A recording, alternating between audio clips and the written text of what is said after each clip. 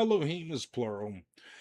There are those who will argue that it's the royal we, that it's not plural, it's in the sense of the Father, Son, the Holy Spirit, and it's the Trinity, and that's why it's plural Elohim. Like this in Bible Hub says, judges, scholars, like I said, Dan McClellan and others, it's kind of agreed upon that Elohim is only used strictly within a divinity sense and would not be represented within judges or of the mortal scale. Elohim will always be used in a form of divinity, and it's gods. It is plural. The I am is plural. Like I said, Elohim would be the deities. Malachim would be angels, emissaries, messengers. Malach would be angel.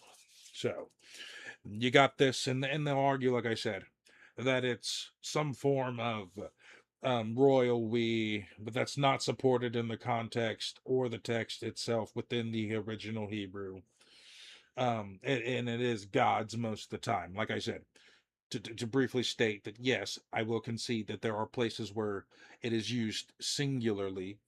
An example, when one of them would say that Yahweh is their Elohim, the Elohim in that usage with articles of grammar would be a singular thing, but in tradition, context, in historical reasoning with the actual text, you will see that it is indeed plural and is indeed talking about a council, as is seen with you could see even with the faulty texts of today. So look, you got Psalms 82, and this is the King James Bible.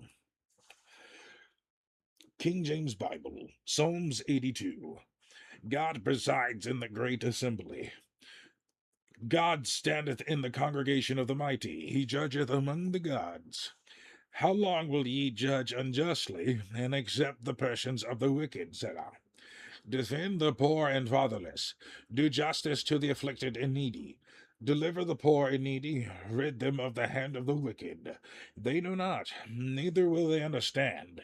They walk on in darkness, and all of the foundations of the earth are out of course. I have said, Ye are gods, and all of you are children of the Most High. But ye shall die like men, and fall like one of the princes. Arise, O God, judge the earth, for thou shalt inherit all nations. Now, see, do you see what that says even within the King James itself? And you can open it up and see it.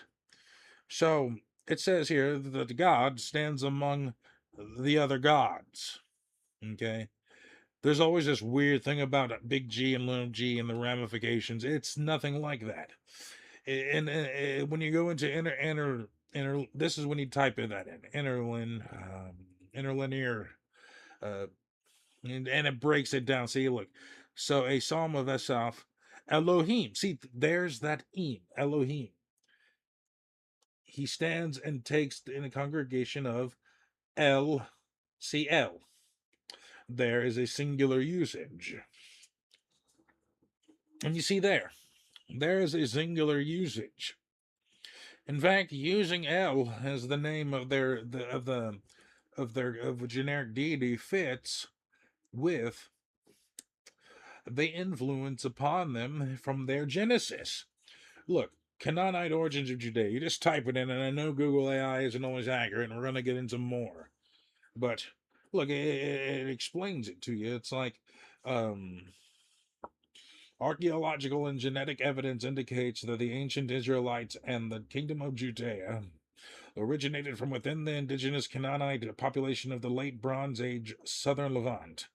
Israelites were not outsiders and who completely wiped out local inhabitants. Rather, they emerged from ruralized Canaanite or Proto-Israelite communities in the ancient highlands around 12,000 or sorry, 1,200 to 1,000 before Common Era.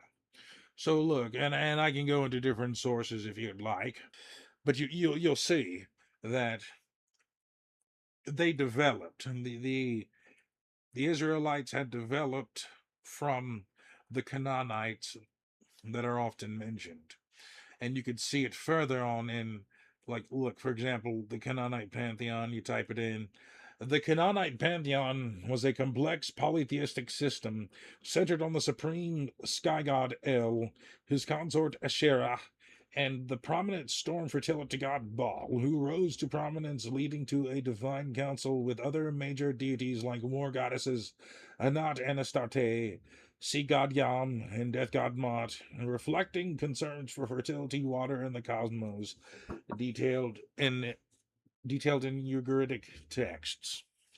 Okay, so you see all that, and then there's more than just Psalms 82, and we're going to go into that, but more extra biblical Yahweh material. You got this. Couldn't tell it. Hadrod in the Sinai, I guess, and Kerbet El Kom, Judah, 8th century BCE archaeological sites that yielded significant controversial Hebrew inscriptions mentioning Yahweh and his Asherah, dated to the Iron Age period, second period, I guess. These findings, along with accompanying iconography, suggest that some ancient Israelites, contrary to the later biblical narrative, did not practice strict monotheism and may have viewed Asherah as a consort or mother goddess associated with Yahweh. And they got the pictures, So Asherah, right? And you go into Asherah, you got that. You got another, and earlier it had mentioned, Astarte, and even Astarte is let me see. Astarte is mentioned in the biblical text as well. Further, proving the point that this is a Canaanite document. Astarte, often called Astaroth in the Bible, was a major Canaanite Phoenician goddess of fertility, sexuality, and war, widely worshipped across the ancient Mediterranean. Though often condemned in the Hebrew Bible as a false deity, her cult was highly popular, with worshippers referring to her as the Queen of Heaven. And of course, you have this context. You can combine it with the Babylonian context of who she is with cross literature. Ishtar or Easter. Ishtar is the paramount Mesopotamian goddess of love, fertility, and war. Known as Inanna to the Sumerians and associated with the planet Venus as a central deity in Akkadian, Assyrian, and Babylonian pantheons. She was revered for her immense power, often depicted with lions and worshipped through the ancient Near East. Of course, then you got to Nana. And so you start to see that the rouge of monotheism really begins to falter.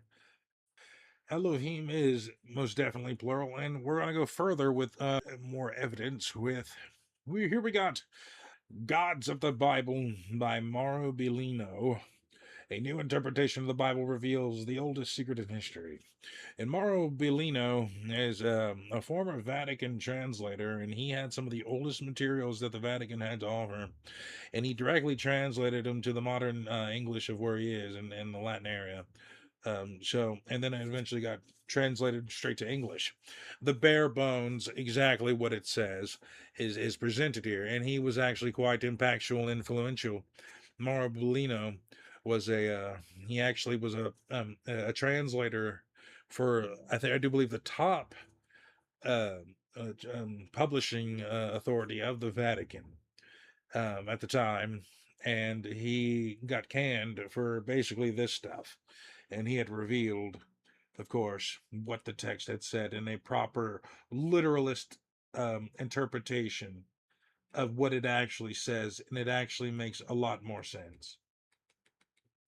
Of course, he's a proponent of the Sumerian ancient astronaut theory. But the thing about it is, what he uses to connect it to Sumerian is accurate. Now, you can go into debating what he says in regards to Sitchin. There's valid criticisms of Sitchin, I get that. But this guy, like I said, he was a big deal. Elohim, what God means. Let us start with a few short pages devoted to the term for God. In particular, we ask ourselves, what does Elohim mean, God or not? We know what Elohim means to us today, or better, we know what it means to most translators of the Bible today. But the reality is that no one knows precisely what the word Elohim meant for the authors of the ancient biblical texts at the time in which they were written. Let us put it in more general terms. In the study of ancient languages, it is not uncommon to be uncertain about the primitive meaning of certain words. All of the ancient texts that we know we once stood in a cultural context that has disappeared forever, the contours of which are often vague and can be inferred only partially from the text itself.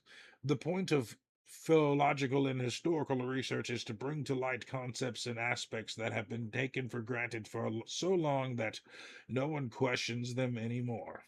Perhaps this logic would make more sense if we were to turn the question around and focus for a second on the concept of God rather than Elohim. Even if we accept that Elohim means God, we should ask ourselves, is our idea of God today the same as the concept of God that ancient Semitic peoples had thousands of years ago? Obviously, no. That said, the term Elohim in the Hebrew Bible entails multi-layered semantics that we will try to summarize in the following sections. It would be helpful to note, first, that Elohim is not the only term in the Bible translated as God. Conversely, Elohim is not always solved with God either. Let us thus take a closer look at the meanings that Bible translators ascribe to the word Elohim. Some of the hypotheses that scholars formulate in their books on the subject. The definition of such a term, as we shall see, is so uncertain that caution is really an indispensable attitude when moving on this ground. Some of the meanings biblical Hebrew dictionaries ascribe to the term Elohim are rulers, judges, gods, superhuman beings, angels, children of God, mighty ones, God, deity, godlike beings, those from above. God also often renders the biblical terms Eloah. According to some scholars, this variant is a feminine singular form from which the term Elohim is derived. Others hold that the word Eloah is derived from Elohim and not vice versa. This term is also used to refer to a foreign god. Another divine name that is found in the Bible is El, which is usually considered the singular form of Elohim. However, to some scholars, these are two distinct terms. El would be used to mean strong, powerful, an object of fear, or something to be accomplished. It can also mean chief or lord. The term Elohim, while always rendered with God by traditional translations, contains, in fact, the Hebrew ending of the plural. Monotheists claim that Elohim is singular despite the plural ending. However, it must be noted that Elohim is used in the Bible with both singular and plural verbs. So does it mean God or gods? Furthermore, it is often combined with an article. In Hebrew, the article in the singular and in the plural is the same. There is no distinction between the two, so we could either translate it to as the God or the gods. As noted, the article often precedes the term Elohim. It is not the same to say God or the God.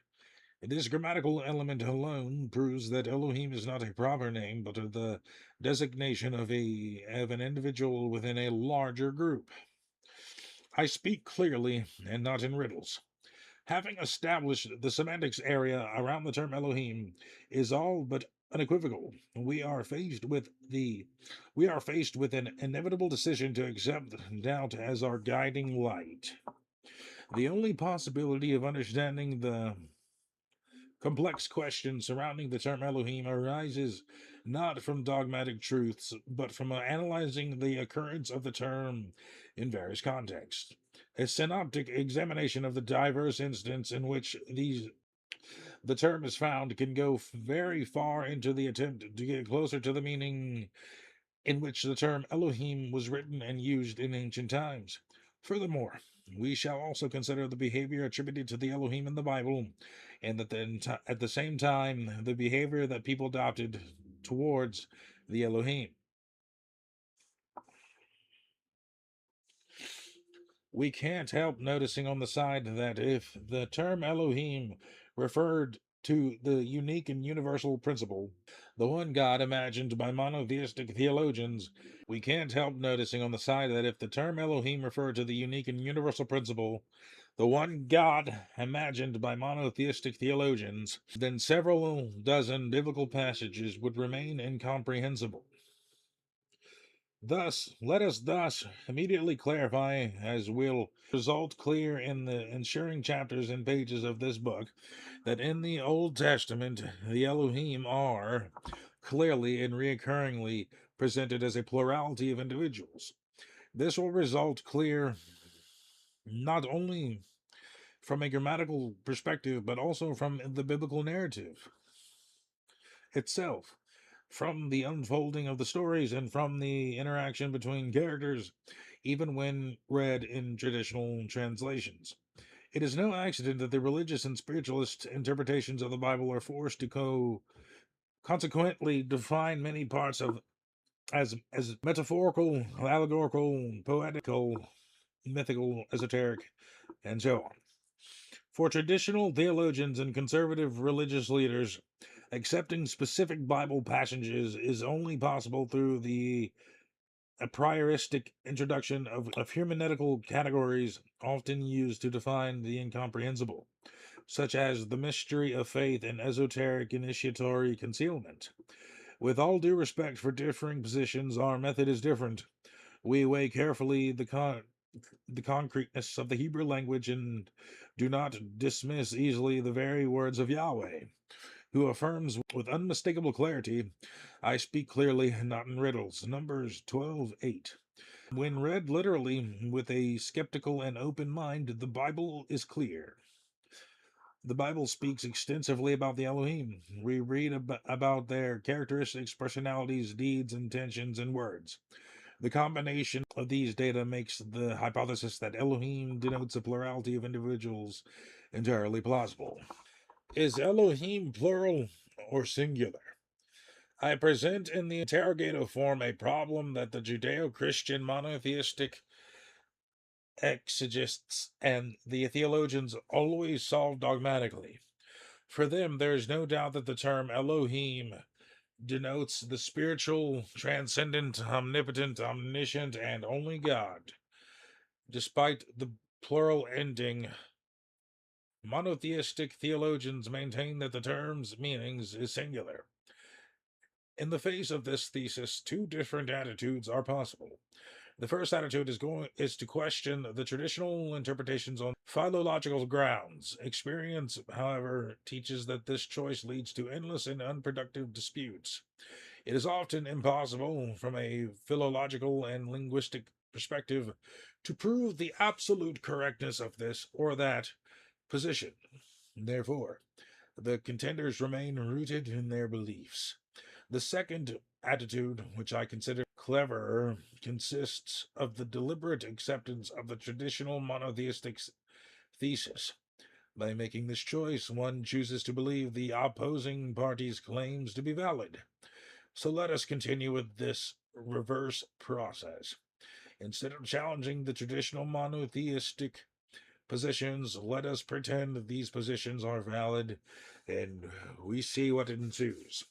The rules, guidelines, interpretations, and grammatical norms elaborated by the monotheistic exegists have the purpose of helping the faithful to understand the Bible. Therefore, the most helpful behavior is precisely the application of these guidelines to the biblical texts. Let us examine some passages in light of the claim formulated by the exegists on the specific subject of the term Elohim.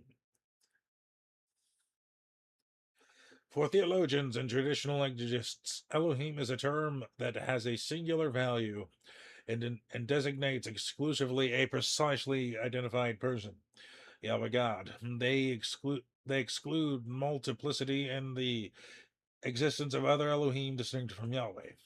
Let us start with an indisputable fact. Yahweh is often defined with the term Elohim, and he is more precisely identified as the Elohim of Abraham, Isaac, and Jacob.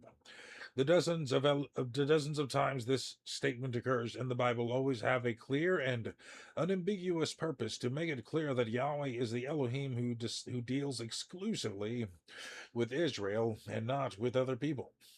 Consequently, Israel must also address him exclusively.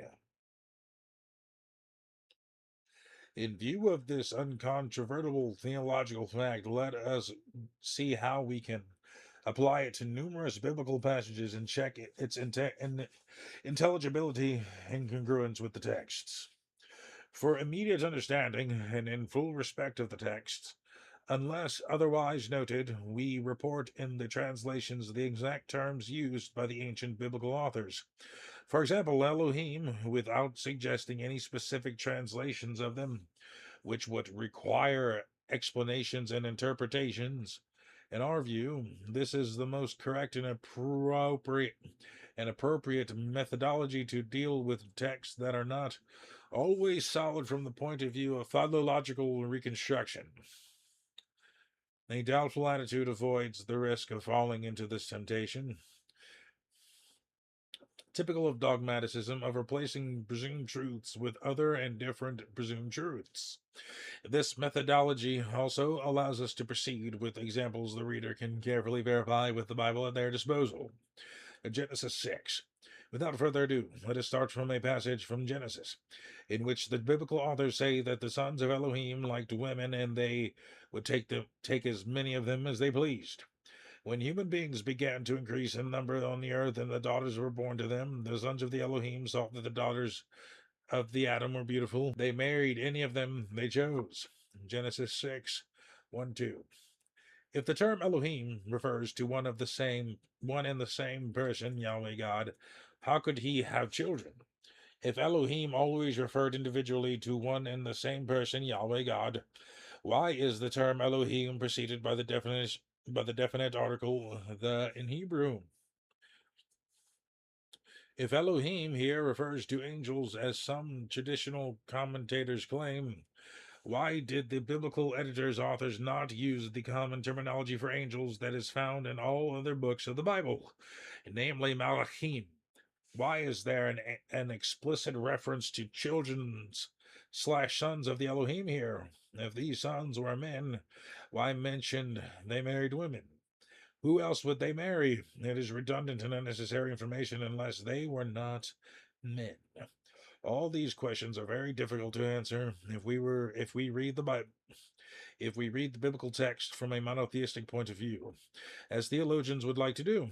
But suppose Elohim denotes a plurality of individuals, both in the sense of their acting as a group, which is sometimes rendered in Hebrew by the verb in the singular, in the sense of identifying one of them as belonging to that group of the Elohim, Yahweh, then all the insoluble problems we have indicated above would disappear. The situation would become immediately understandable, but without needing explanation or interpretation.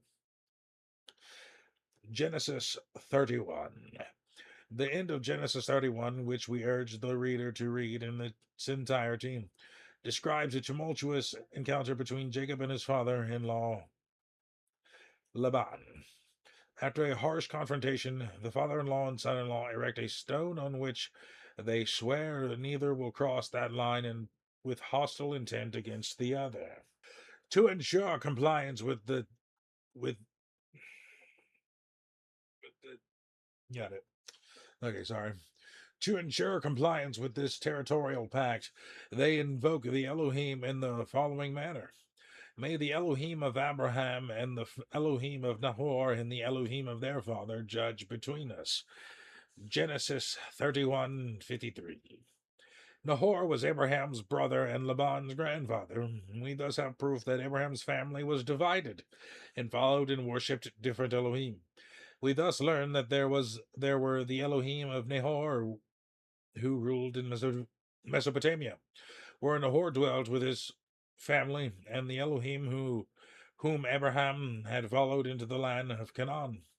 Incidentally, the reader must know that in Genesis 20:13, Abraham says, "Well, Elohim had made me wander from my father's household."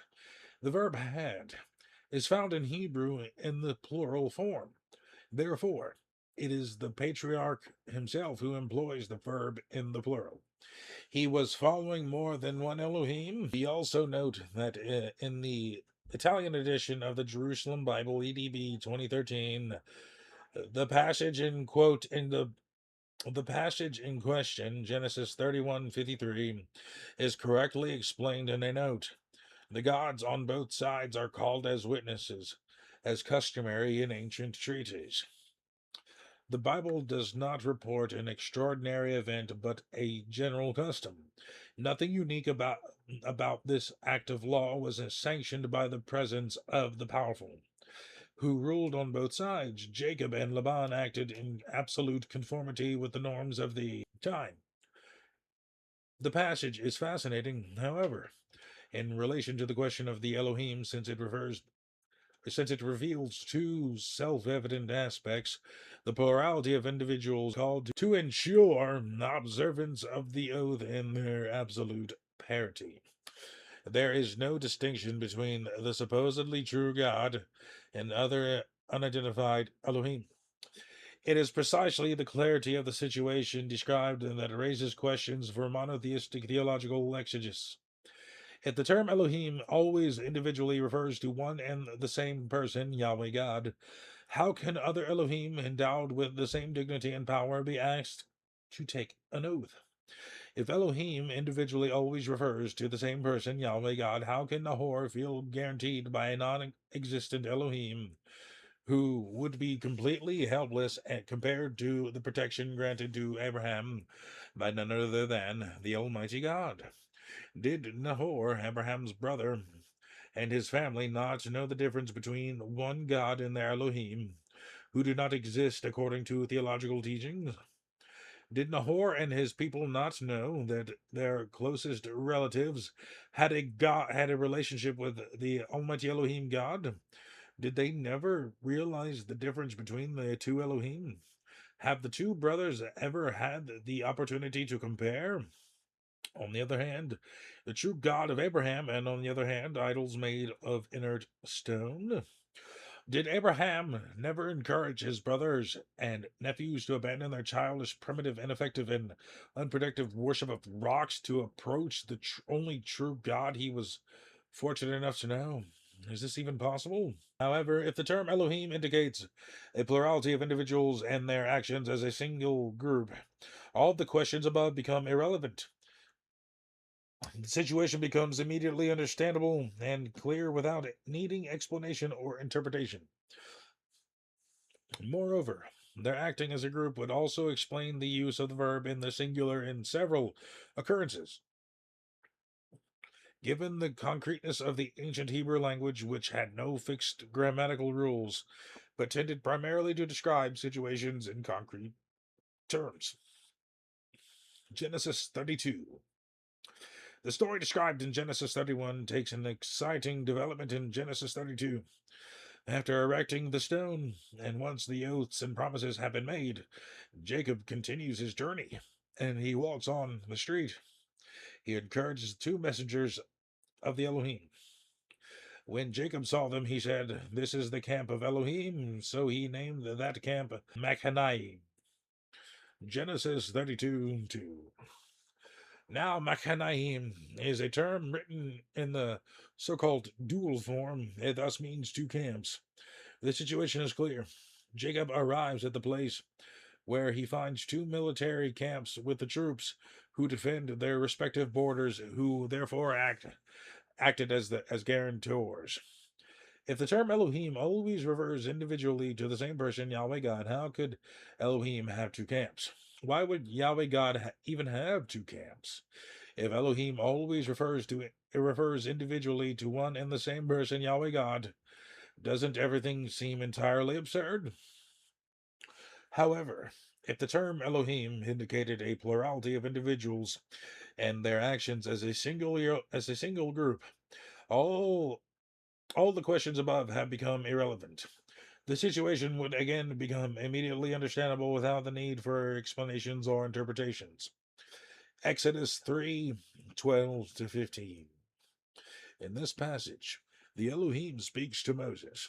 He wants to provide him with more information about his mission and goals. Moses learns to what he is told. Moses listens to what he is told. However, is unsure with whom he is dealing. It needs to know precisely. Thus Moses asked Elohim, "Behold, I go to the Israelites and say to them, the Elohim of your fathers has sent me to you. And they will ask me, what is his name? What will I answer then? If the Elohim of the fathers was one, how could Moses have doubts? If the term Elohim is always Yahweh God in the singular, how could Moses, the greatest of the prophets, have doubts about his identity? If the term Elohim of the fathers was one and only God, how could the Israelites have doubts about his identity? What we have previously read in Genesis 31 and 32 makes us understand that Moses had reasons to ask this question. He want oh,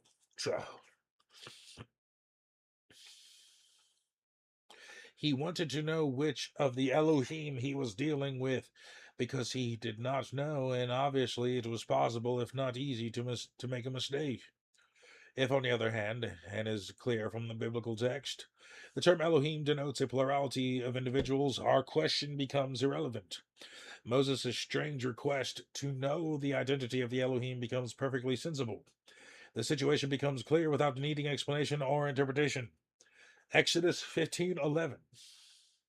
After their deliverance from Egypt, the Israelites sang a song of joy to Yahweh, praising him with the exclamation, "Who is like you among the Elohim?" Exodus 15:11. If Elohim is always Yahweh God in the singular, the people's song of triumph, "Who is like you amongst the Elohim?" sounds absurd. If Elohim always refers to Yahweh God in the singular, how could they make such an inexplicable and ridiculous statement? But suppose that Elohim refers to a plurality of individuals. This question becomes irrelevant, and Songs of Joy of Exodus 15:11 becomes understandable without needing explanation or interpretation. Exodus 18. Moses' father-in-law, whose name is Jethro or Ruel, comments on Moses' success in leading the Israelites out of Egypt. He expresses his joy and admiration by exclaiming, "Now I realize that Yahweh is greater than all of the Elohim." Exodus 18:11. If the term Elohim indicates Yahweh God in the singular, how can God be greater than all of the Elohim? Why is Elohim accompanied in Hebrew by an adjective meaning all, everyone, each? What is the point of using this adjective of if only one exists? Why does an article precede the term Elohim? What did Jethro mean? What did he mean that Yahweh is greater than all the judges? One of the terms one of the terms used by commentators to justify the plural ending of the term Elohim. Can one imagine a more blatant banality than this? Suppose instead the term Elohim denotes both a plurality of individuals and their actions as a group. The above questions become irrelevant and the passage becomes understandable without needing an explanation or interpretation. Exodus 20. In enumerating the Ten Commandments, the alleged God begins with an assertion that leaves no room for interpretation. I am Yahweh your Elohim, who brought you out of the land of Egypt, out of the land of slavery. You shall have no other Elohim before me. If the term Elohim is always Yahweh God in the singular, why does the one and only God need to specify that he was the one who brought them out of Egypt? Could there have been any misunderstanding or doubt about his identity? If Elohim is Yahweh God in the singular, why does Yahweh say that there shouldn't be other Elohim using the plural adjective Acharim, which means other, different, foreign?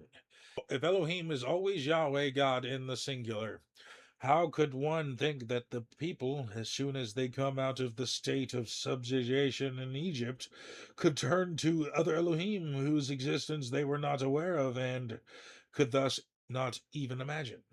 However, if the term Elohim indicated a plurality of individuals and their actions as a single group, all the questions above become irrelevant, and Yahweh's order becomes immediately understandable without the need for an explanation or interpretation.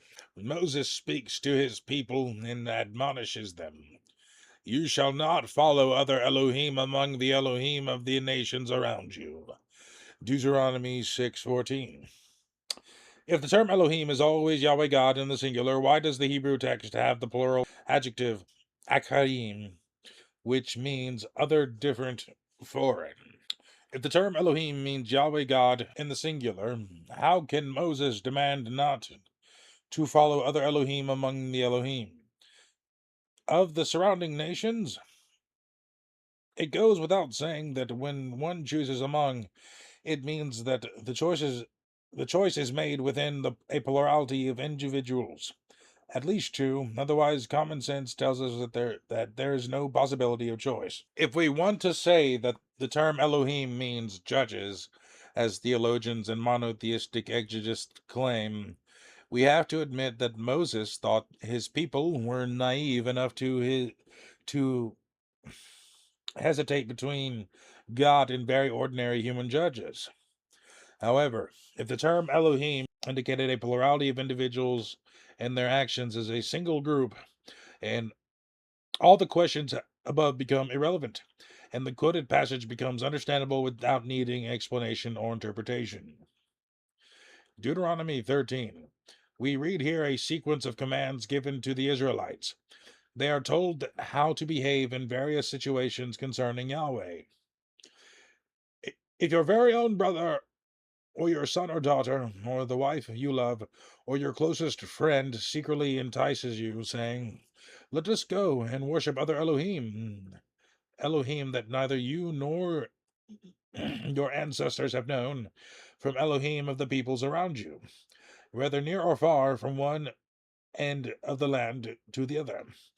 Do not yield to them or listen to them. Show them no pity. Do not spare them or shield them. You must certainly put them to death. Your hand must be the first in putting them to death, and then the hands of all of the people. Stone them to death, because they tried to turn you away from Yahweh your Elohim, who brought you out of Egypt, out of the land of slavery. Deuteronomy 13:7-11. If the term Elohim is always Yahweh God in the singular, why does the Hebrew text have the plural adjective Acharim, which means other, different, foreign? If Elohim is always Yahweh God in the singular, how could other Elohim be addressed?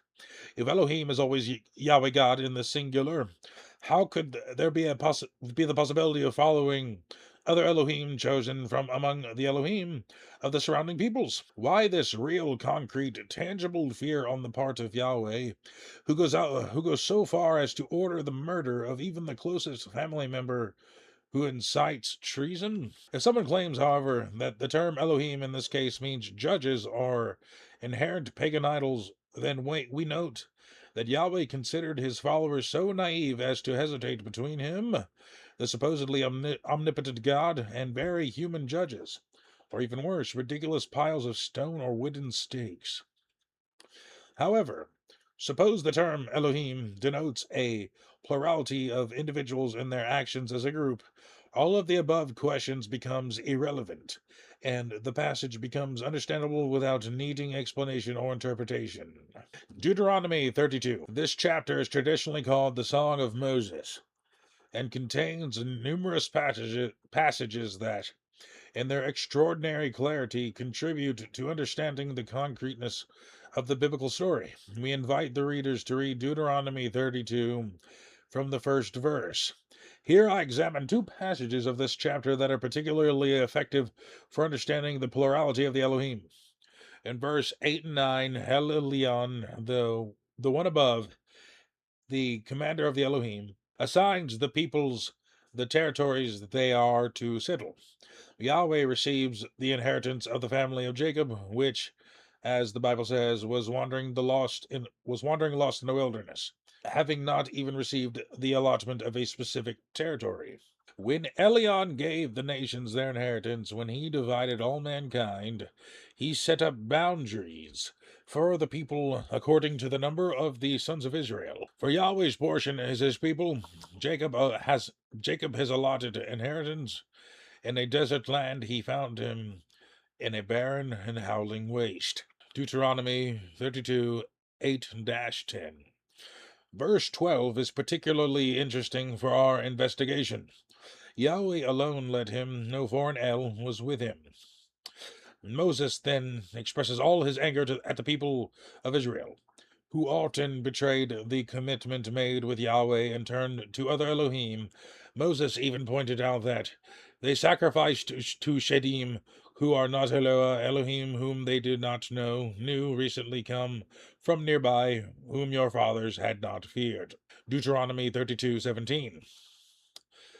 Moses expresses his deep resentment that the people put themselves in the service of Shedim, who were not even Elohim. These Shedim were individuals belonging to a lower hierarchical rank, probably equivalent to that of the Assyro-Babylonian Shedu.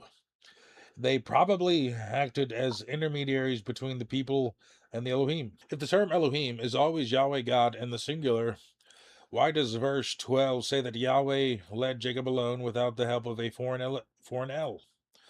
How could this possibility even exist? If Elohim is always Yahweh God in the singular, how could Moses claim, verse 17, that there were Elohim new recently come from nearby?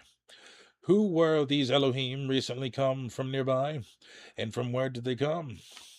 If Elohim in this case, as some claim, just means judges/legislators, then we must take note of the fact that at that time some unknown judges roamed the land, and that the people of Israel were unable to comprehend the difference between God Almighty and some ordinary judges, legislators, and chose the latter. How can you mistake the one Almighty God for some human judge?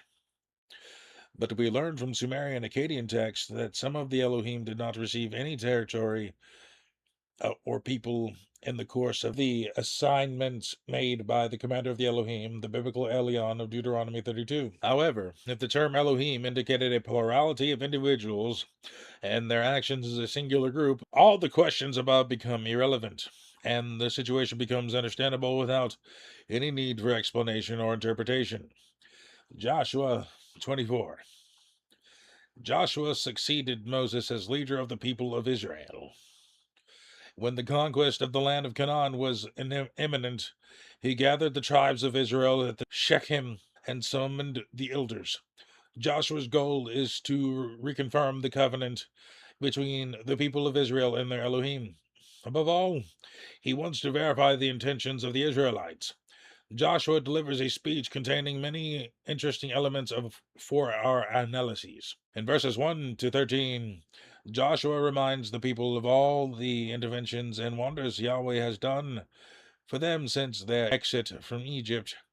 Then he tells them, "Now fear Yahweh and serve him with all faithfulness. Throw away the Elohim your ancestors worshipped beyond the Euphrates River and in Egypt, and serve Yahweh. But if serving Yahweh seems undesirable to you, then choose for yourselves this day whom you will serve, whether Elohim your ancestors served beyond the Euphrates, or Elohim of the Amorites, in whose lands you are living. But as for me and my household, we will serve Yahweh." Then the people answered, "Far be it from us to forsake Yahweh to serve other Elohim. It was Yahweh our Elohim himself who brought us and our parents up out of Egypt, from the land of slavery, and performed those great signs before our eyes. He protected us on our entire journey and among all the nations through which we traveled. And Yahweh drove out before us all the nations, including the Amorites, who lived in the land. We too will serve Yahweh because he is our Elohim." Joshua said to the people, "You are not able to serve Yahweh. He is a holy Elohim. He is a jealous El. He will not forgive your rebellion and your sins. If you forsake Yahweh and serve foreign Elohim, he will turn and bring disaster on you and make an end of you, after he has been good to you." Joshua 24:14-20. First of all, we again find the use of the plural adjective achrim, which means other, different, foreign, that we have previously met. Here again we find a reference to the plurality of the Elohim of the fathers, which fully justifies Moses' request to Yahweh to make himself known in Exodus 3:12-15. Given the plurality of the Elohim and the uncertainty about their identity, there was the possibility that they could be confused with one another. In particular, we learn that the patriarchs served other Elohim when they were in Egypt. It is clear that Abraham and his followers who had come to the land to escape starvation could do nothing but serve the Elohim who ruled them. We also learn that in the land of Canaan, where the Amorites lived, there ruled Elohim different from Yahweh, and different from those who ruled in Mesopotamia, where the family of Terah and Nahor, Abraham's father and brother respectively, resided. Nahor is the same Nahor we find in Genesis 31, whose Elohim vouched for the pact between Jacob and Laban about territorial boundaries as we have seen above. Joshua's injunction not to turn to other Elohim in the reference to the responsibility that will fall on the transgressors, who must repay every treachery with their blood, are repeated at length. Yahweh declares himself without a shadow of doubt to be a jealous El. Finally, in verse 19, the Bible uses the term Elohim and El interchangeably. This wording shows again how the biblical authors use the term as synonyms. Speaking of Yahweh, Joshua says, he a holy Elohim, he a jealous El. Biblical authors wrote that Yahweh was an Elohim, meaning that he belonged to the group of the Elohim. If the term Elohim is unequivocally Yahweh God in the singular, who were all the other Elohim mentioned as possible and dangerous rivals? If Elohim is always Yahweh God in the singular, why does the Hebrew text again have the plural adjective acharim, which means other, different, foreign, associated to the term Elohim? If Elohim is always Yahweh God in the singular, then why did the patriarchs not worship him as Lord, even when they were in Mesopotamia and Egypt? Why, when in Egypt and Mesopotamia, did they instead follow other Elohim who did not exist according to monotheistic theology? Had Abraham and his followers so quickly forgotten the only true God? If Elohim is always Yahweh God in the singular, why were there other Elohim in Canaan, the so-called Promised Land? If Elohim is always Yahweh God in the singular, how could he be jealous of other Elohim who did not exist according to monotheistic doctrines? If Elohim is always Yahweh God in the singular, why did the biblical authors who, when naming Yahweh, feel the need to specify that he is the Elohim of Israel, or the Elohim of Abraham, Isaac, and Jacob? From whom did they want to distinguish him, since he was the only one? However, the term Elohim indicates a plurality of individuals, and their actions as a singular group.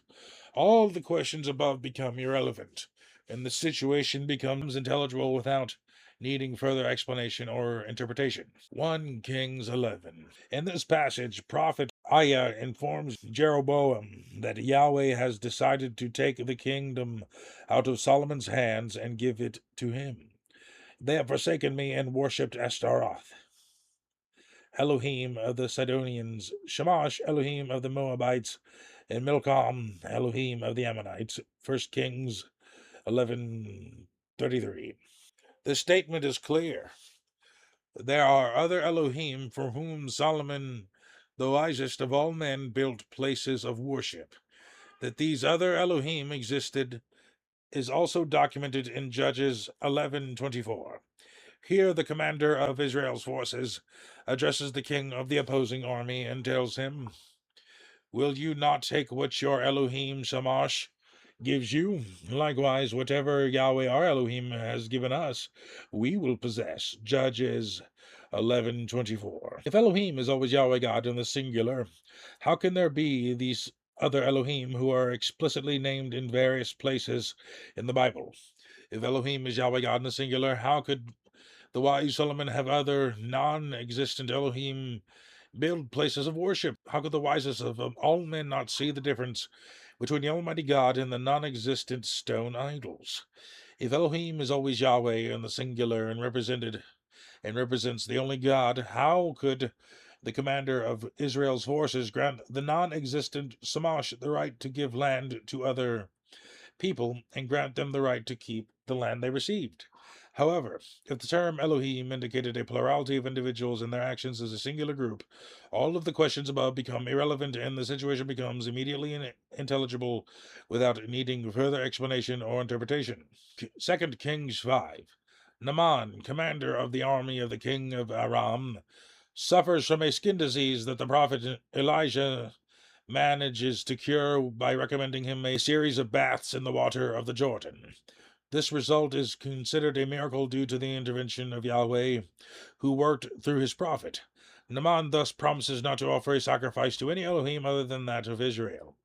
The Hebrew expression he uses again contains the adjective that we have already seen occurring several times.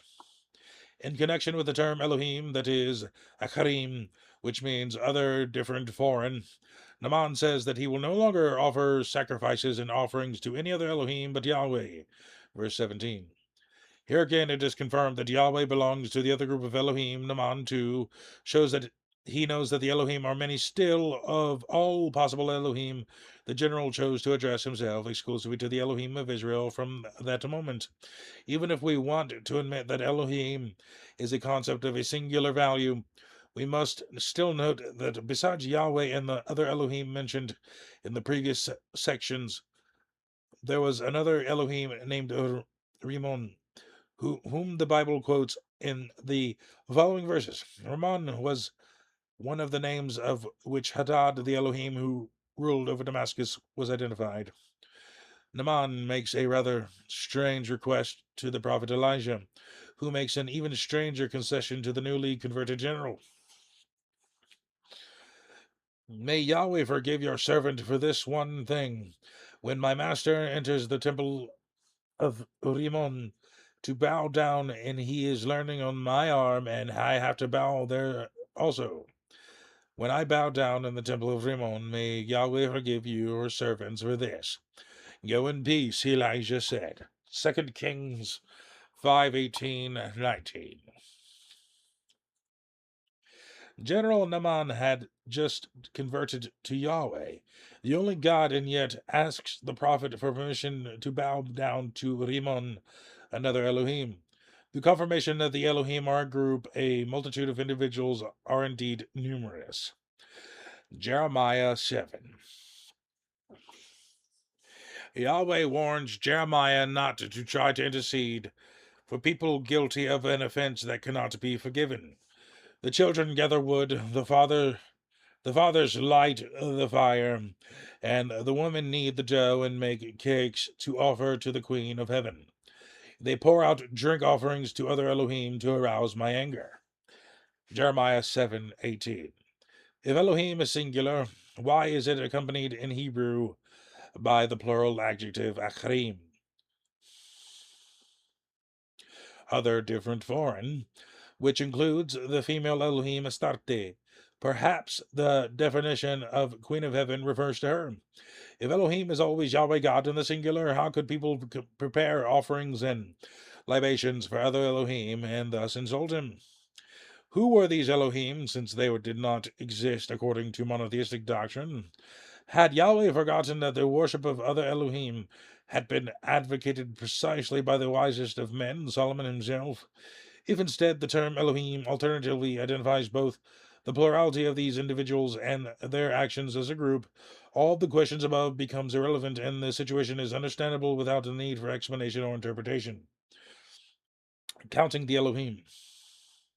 Let us examine and test the Judeo-Christian exegesis rule to interpret the term Elohim. They claim that the term Elohim is just an indefinite superlative, a plural of extraction, a plural of majesty, a plural of sovereignty, a plural of excellence, a plural of intensity, and therefore must be translated in the singular. All these definitions were elaborated to explain the biblical use of the plural form Elohim to convey a singular meaning that identifies the individual entity God, who is supposed to be unique according to the monotheistic view. With this concession, we will try to summarize the most important passages of the Old Testament in which at least one Elohim is mentioned to determine the total number of Elohim in the Bible. We find out that there is at least one Elohim, accepting him as a singular individual who makes the atom and his female.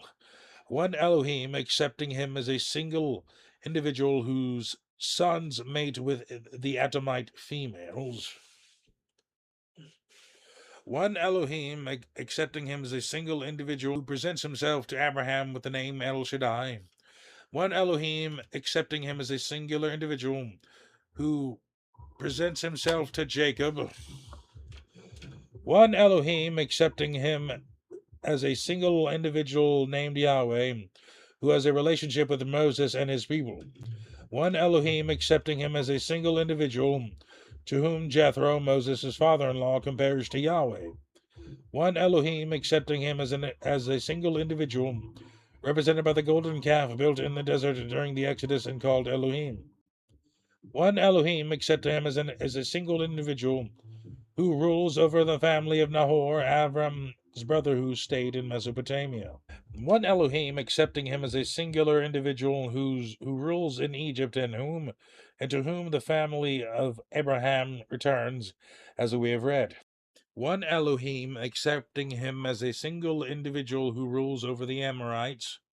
One singular Elohim, accepting him as a singular individual who has two camps seen by Jacob. One Elohim, accepting him as a singular individual whom Yahweh expressly forbids to serve. One Elohim, accepting himself as a singular individual who rules over the nations around Israel. One Elohim, accepting him as a singular individual from whom Yahweh decides not to receive help in leading Jacob's family assigned to him by Elion. One Elohim, accepting him as a singular individual named Shamash, who rules over the Moabites. One Elohim, accepting him as a singular individual named Milcom, who rules over the Ammonites. A female Elohim, accepting her as a single individual named Astarte, who rules over the Sidonians. One Elohim, accepting him as a single individual named Rimmon, who rules over Damascus. A new Elohim, accepting him as a single individual who has recently arrived, and to whom did Israelites dedicate cultic acts that anger Moses. One Elohim, accepting him as a single individual, presiding over an assembly that must be imagined to have had at least two other Elohim present to be defined as such. Psalms 82. One Elohim, accepting him as a single individual to whom the Israelites offer sacrifices at the time of Jeremiah.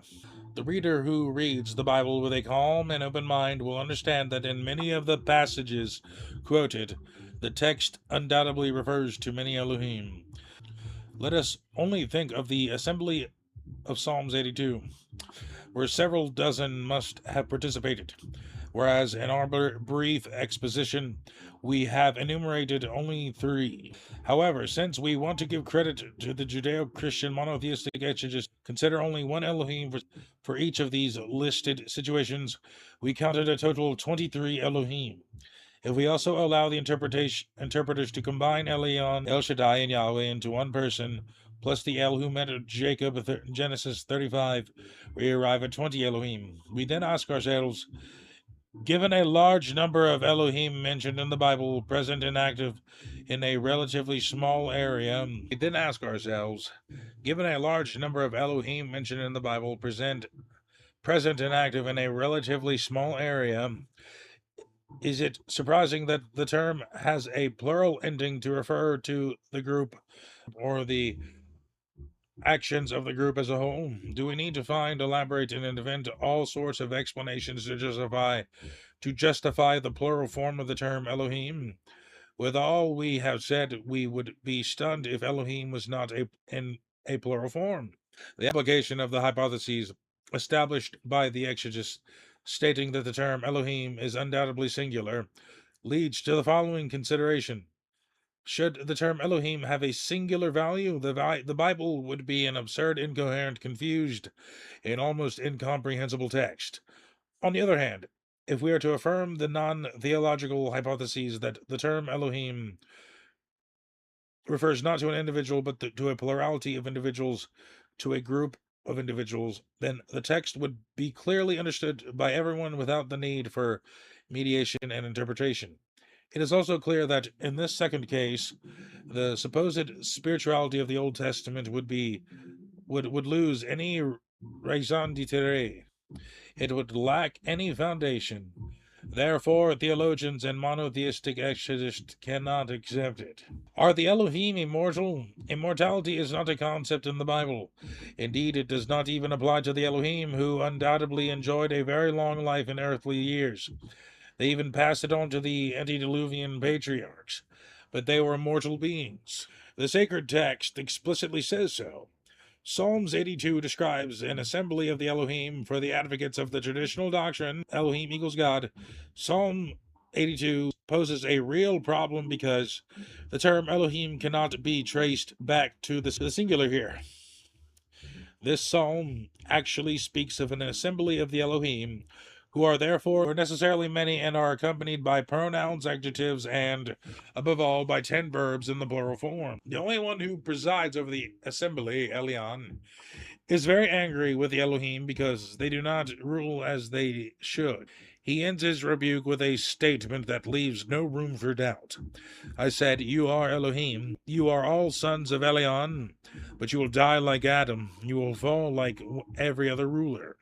Psalms 82, 6-7, my boy. Elion established a clear distinction between Elohim and Adam. This can only mean that the Elohim do not belong to the lineage or group of the Adamites, and thus they must be reminded that they die like Adam. The specification is only necessary because Elohim and Adamites are distinct groups. Otherwise, it would make no sense. Professor Michael S. Heiser is an American Old Testament scholar who earned a Ph.D. in Hebrew Bible and Semitic languages from the University of Wisconsin-Madison in 2004 and an M.A. in Ancient History from the University of Pennsylvania. He is also the editor of the Logos Bible software platform. Professor Heiser writes a few things that I will summarize here for simplicity's sake. The Elohim are not human beings. They are very different beings from the Adamites. They live much longer than the Adamites, but they are nonetheless mortal. The assembly spoken of in Psalms 82 did not even occur on earth. Further comment is unnecessary. Conclusion. In summary, the Bible reveals to us the following characteristics of the Elohim. The biblical term Elohim did not refer to one spiritual, transcendent, omniscient, and omnipotent God, but to many flesh and blood individuals. We call them individuals because as we have seen, they are not Adamites either, so they are not men. The Elohim lived long enough to be considered immortal, even though they were not.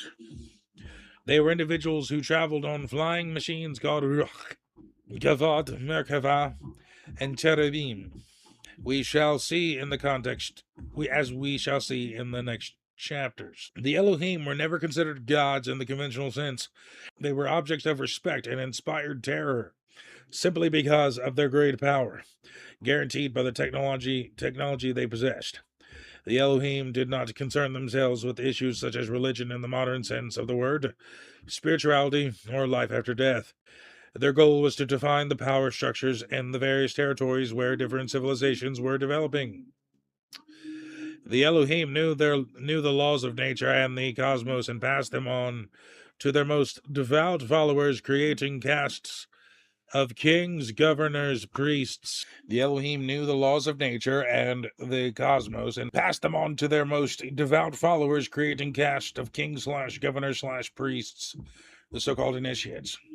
The Elohim had the same privileges and attributes as Yahweh in terms of functions and powers exercised because they belonged to the same group. Yahweh was only one of them. The Elohim were originally also, at the same time, as anticipated in the previous section, legislators. They dictated rules, regulations with full decision-making autonomy. Governors, they took care of the many aspects of power. They enforced the laws directly or through their agents and delegates, such as Jethro, Moses, and so on. Judges, they controlled the observance of the laws, imposed and enforced punishments, or had them enforced. Finally, some people object that the term Elohim could indicate a group of influential men, i.e., a group of normal men or possibly evolved Adamites. No special translation of the Bible would be required to realize that this perspective is incorrect. The Bible we have at home provides sufficient Elohim. These were distinct types of individuals. Let us look at some of these elements. The Bible notices that the Elohim had recurrent sexual intercourse with the Adamite women, Genesis 6. If they had been ordinary men, possibly powerful ones, such as legislators, rulers, or kings, would it be a platitude even to mention the fact? On the other hand, biblical and extra-biblical literature extensively reports this interest of the Elohim in the Adamite women. We discuss this in more detail in chapter 4. The Bible also tells us with great emphasis that the Elohim made the Adam. Then again, how would this make any sense if we consider the Elohim just as ordinary men? It makes sense only because the Elohim were not normal men. Therefore, it was necessary to devote not a small number of pages explaining that a particular group of individuals had created the Adam. Likewise, we read in Psalms 82 that the Elohim die like all Adams. If the Elohim had been just normal men, would it have been necessary to recall such a self-evident fact? All men die. As mentioned above, the Elohim lived very long lives that would make them look immortal from a human perspective. However, immortal they were not. They die like Adam. Elion, the most important of them all, reminds the Elohim group of this fact during assembly, a council. This alone proves that the Elohim were more than one. In fact, they were a multitude. Otherwise, there would be no council. Finally, the Elohim seem to have special neurophysiological needs, such as inhaling the smoke produced by burning fat prepared with the modalities minutely prescribed in Leviticus 3:3-5 and other biblical passages. This smoke calmed them. We discuss this in chapter 8. Before moving forward, let us make a clarification. In case where an article or singular verb is attached to the term Elohim, we attribute the actions described in that specific section to the particular Elohim that is the protagonist of the events described in the Bible, Yahweh.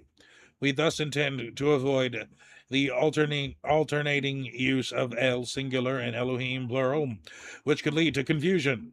Finally, we have deliberately chosen to mark the term Elohim with initial capital letter Elohim, even though grammatical correctness would dictate a lowercase letter. Tradition has accepted this method, and we have adopted it. From now on, we also free the term Elohim from inverted commas. Okay, so there you go. That's just one perspective from, like I said, Marvelino. This guy, he worked for the top translation and publisher for the Vatican, and he got canned for basically making this shit. I mean, it was before this book, but he's been, talking about it. But this is not the only one we're going to go to. I'm going to read it so I can have another source, not just one. This is The Bible Says So, What We Get Right and Wrong About Scripture's Most Controversial Issues by Dan McClellan. Of course, he's a Bible scholar. He's got multiple studyings and so forth. I like his material. But he's got the scholarly approach. And I was going to read an excerpt. The Bible says there's only one God. The many gods of the Hebrew Bible. If you start carefully reading the Bible from Genesis 1:1, you might run into something a little confusing before you clear the first chapter. Verse 26 says, And God said, Let us make humanity in our image, after our likeness. Wait, who's us? Who is God speaking to?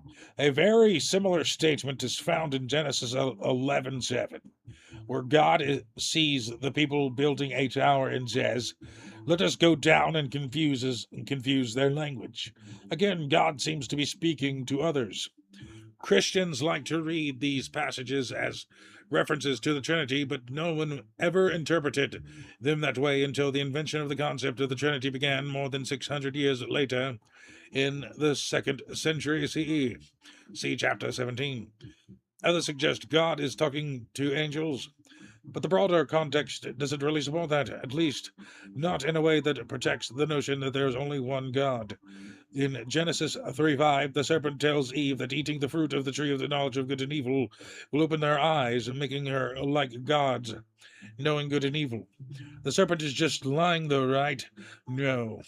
The serpent statement is verified in verse 22 when God states, "The human has become like one of us, to know good and evil." See chapter 4.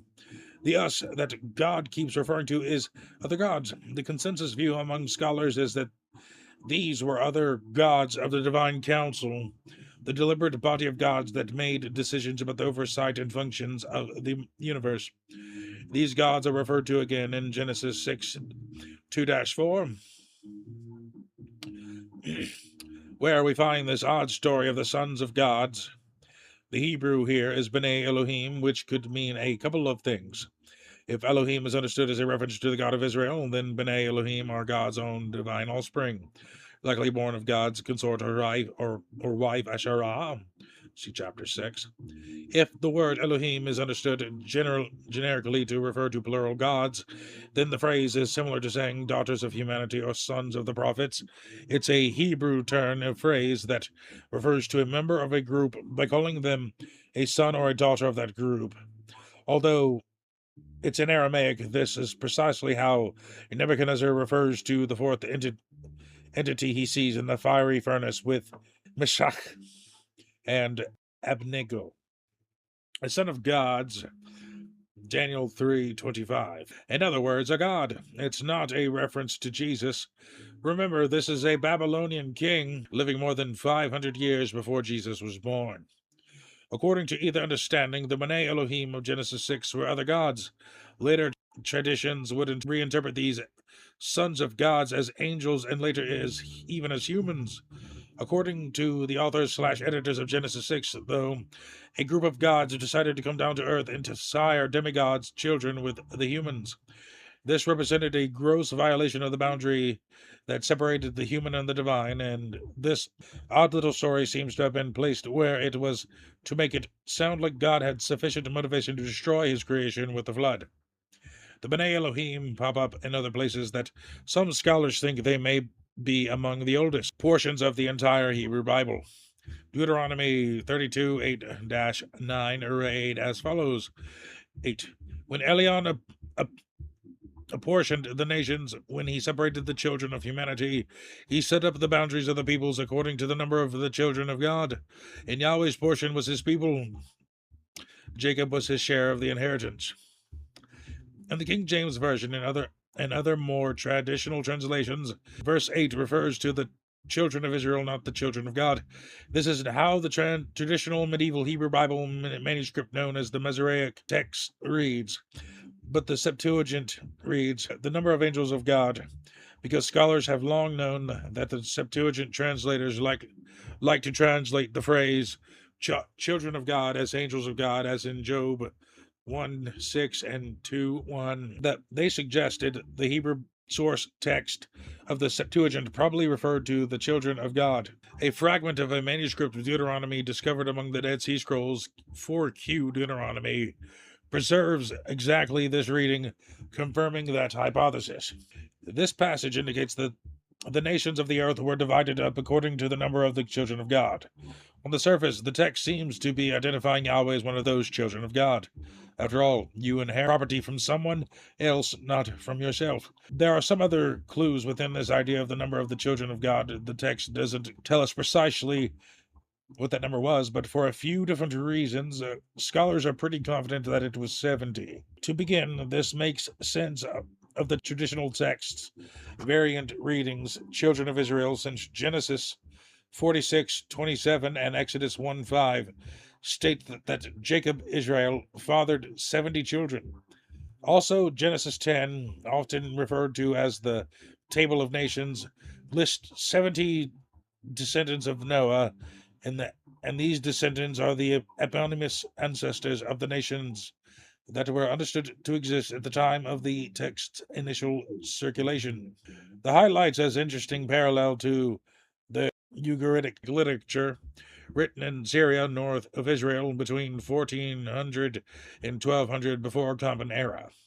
A text called the Baal cycle refers to the second tier deities of their pantheon as the 70 children of Atherat. In Ugaritic literature, Atherat, equivalent to the Hebrew Asherah, is the consort or partner of the high god El, who is also repeatedly referred to as the father of those same deities. In other words, El and Atherat were the high deities who procreated the traditionally numbered 70 deities of the pantheon. It seems Deuteronomy 32 8-9 are identifying the patron deities over the 70 nations of the earth as the children of Elion, the Most High. Deuteronomy 4:19 is also a reference to this tradition, but it was written much later than Deuteronomy 32 8-9, and the roles are changed a bit. In Deuteronomy 4, it's not Elion dividing up the nations to the gods, but Yahweh dividing up the gods to the nations. The gods in Deuteronomy 4 are also referred to as astral bodies, the sun and the moon and the stars and all the host of heaven. These passages are explaining why each nation has their own patron deity who was responsible for overseeing and defending their nation. The patron deities would later be demoted to the status of guardian angel, referred to in the Enochian literature as watchers. We see this tradition of each nation having a guardian angel to fight its battles for it in places like Daniel 10:13-21 and 12:1, where Michael, Israel's prince, fights against the prince of Persia and the prince of Greece. There's a fascinating story about the other gods in 2 Kings 3 that relies on this framework of patron deities having sovereignty over their own nations. Verse 4 tells us the king of Moab had been paying an annual tribute to Jehoram, the wicked king of Israel. Mesha decided to throw off their vassalage, though, and refused to pay tribute. Jehoram formed a coalition with the Judahite king Jehoshaphat and the king of Edom to invade Moab as punishment. Their first attempt failed miserably, and then they regrouped and sought guidance from Elijah, a prophet of Yahweh. Elijah wasn't happy about helping Jehoram, but agreed to seek Yahweh's direction only because of his respect for Jehoshaphat. According to Elijah's prophetic guidance, the coalition was to run a very Assyrian-like scorched earth campaign that would ruin the land, stop up the walls, and destroy every fortified city. Elijah declared that Yahweh would provide the necessary resources and would deliver Moab into your hands. An unmistakable promise that the coalition would be successful in crippling the nation and extracting compensation from it to cover the lost tribute and the cost of the campaign itself. This time, the coalition's invasion initially went according to plan, and they successfully carried out their prophetic instructions until they arrived at the Moabite city of Kir Hareseth. The coalition surrounded and attacked the city, and battle looked like it was going their way. 2 Kings 3:26-27 describe what happened next. When the king saw that the battle was too strong for him, he took 700 swordsmen with him to break through the king of Edom, but they could not. Then he took his firstborn, who would rule in his place, and he offered him as a burnt offering upon the city wall. Then there was great fury against Israel, and they withdrew from against him and returned to the land. The word for fury used in this passage is kitseth, which refers to divine fury, whereas fury everywhere, it occurs in the Hebrew Bible except for two later Persian period prose couplets, which are unrelated to the usage in 2 Kings. The author seems to be suggesting some kind of divine fury drove the coalition out of Moab, but what deity could be the source of it? Elsewhere, the word refers to Yahweh's fury, but it just doesn't make sense for Yahweh to suddenly become enraged at Israel as a result of the Moabite king's human sacrifice. Some scholars have argued that Israel must have somehow participated in the sacrifice, thus angering Yahweh. Others suggest Israel must have been so repulsed by the sacrifice that Moab was allowed to gain the upper hand, thus angering Yahweh.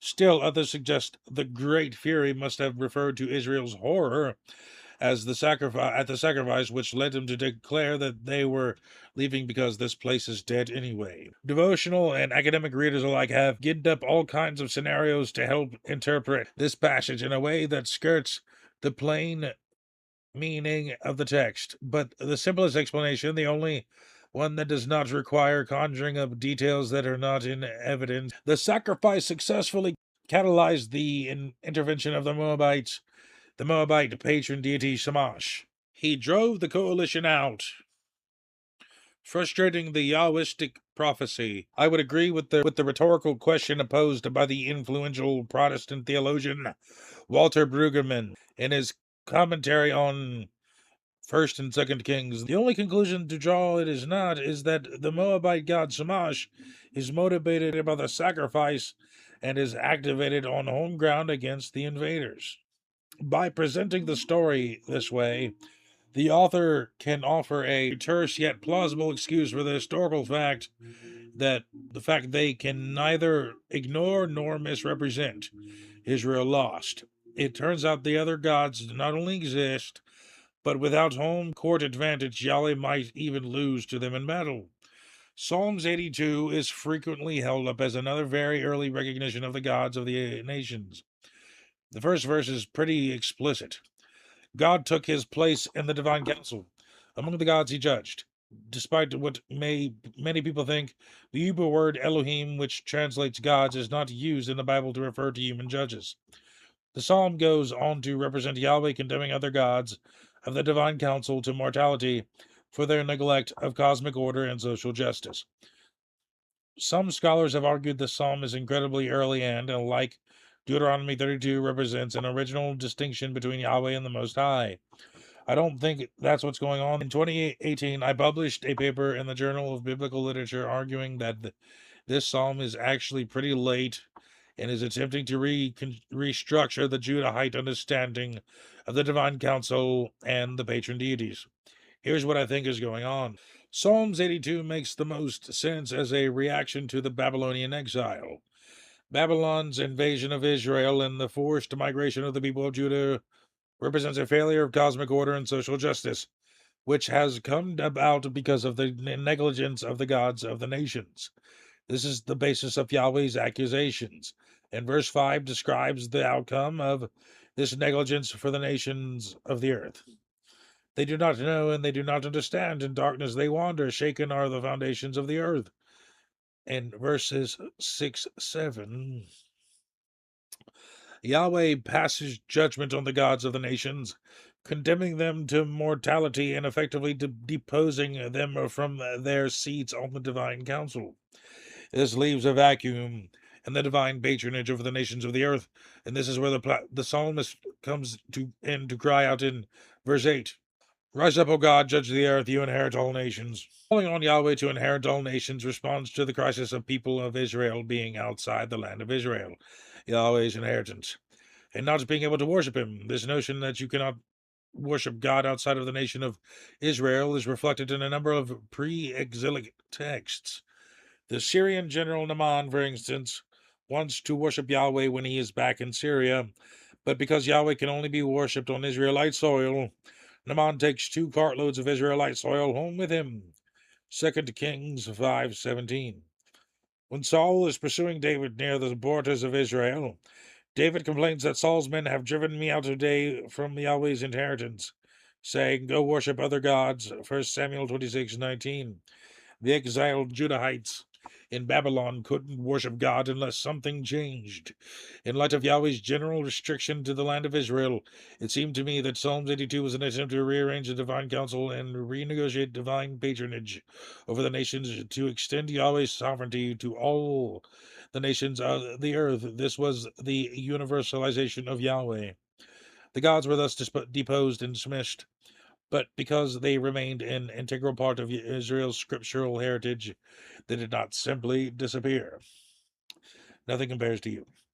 When most devotional readers of the Bible hear that scholars believe that the Bible recognizes the existence of other gods, the first and frequently only stop on their tour is Deutero-Isaiah, which is a fancy way to refer to Isaiah 45:5, widely believed to be a post-exilic addition to Isaiah. These chapters are quite emphatic about the impotence and irrelevance of the gods of the nations, and they use a few different pieces of rhetoric to get this across. The most common has Yahweh asserting that he is God, or Yahweh, or I am he, and then that crucially there is no other, or there is no one besides me. Isaiah 44:6, 44:5, 6, 18, 22, 46, 9. According to the traditional reading, this means that there are no other gods apart from or besides Yahweh. There are multiple problems with this reading, though. To begin, while it's subtle, the author of Deutero-Isaiah does refer to the gods of the divine council. Isaiah 40, 25, 26 tells the audience to look up to the sky and rhetorically ask, Who is it who marshals the celestial bodies to their ranks? The unspoken answer is obviously Yahweh. This evokes the imagery of the gods as Yahweh's celestial host or army, or in perhaps one of the oldest passages in the Hebrew Bible, Judges 5:20. The stars are gods who fight against Sisera from their courses in the heavens. Isaiah 45:12 similarly identifies Yahweh as the one who stretched out the heavens and commanded their hosts. Deuteronomy 4:19.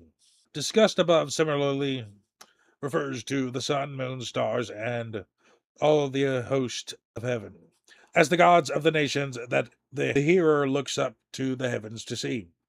Next, the author of Deutero-Isaiah puts very similar rhetoric in the mouth of the personified Babylon.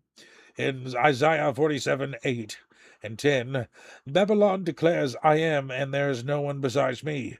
The personified Nineveh says the same in Zephaniah 2:15.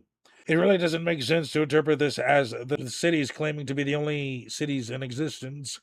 The rhetoric only really lands if we understand the authors have these cities declaring themselves to be the only cities that matter to their people.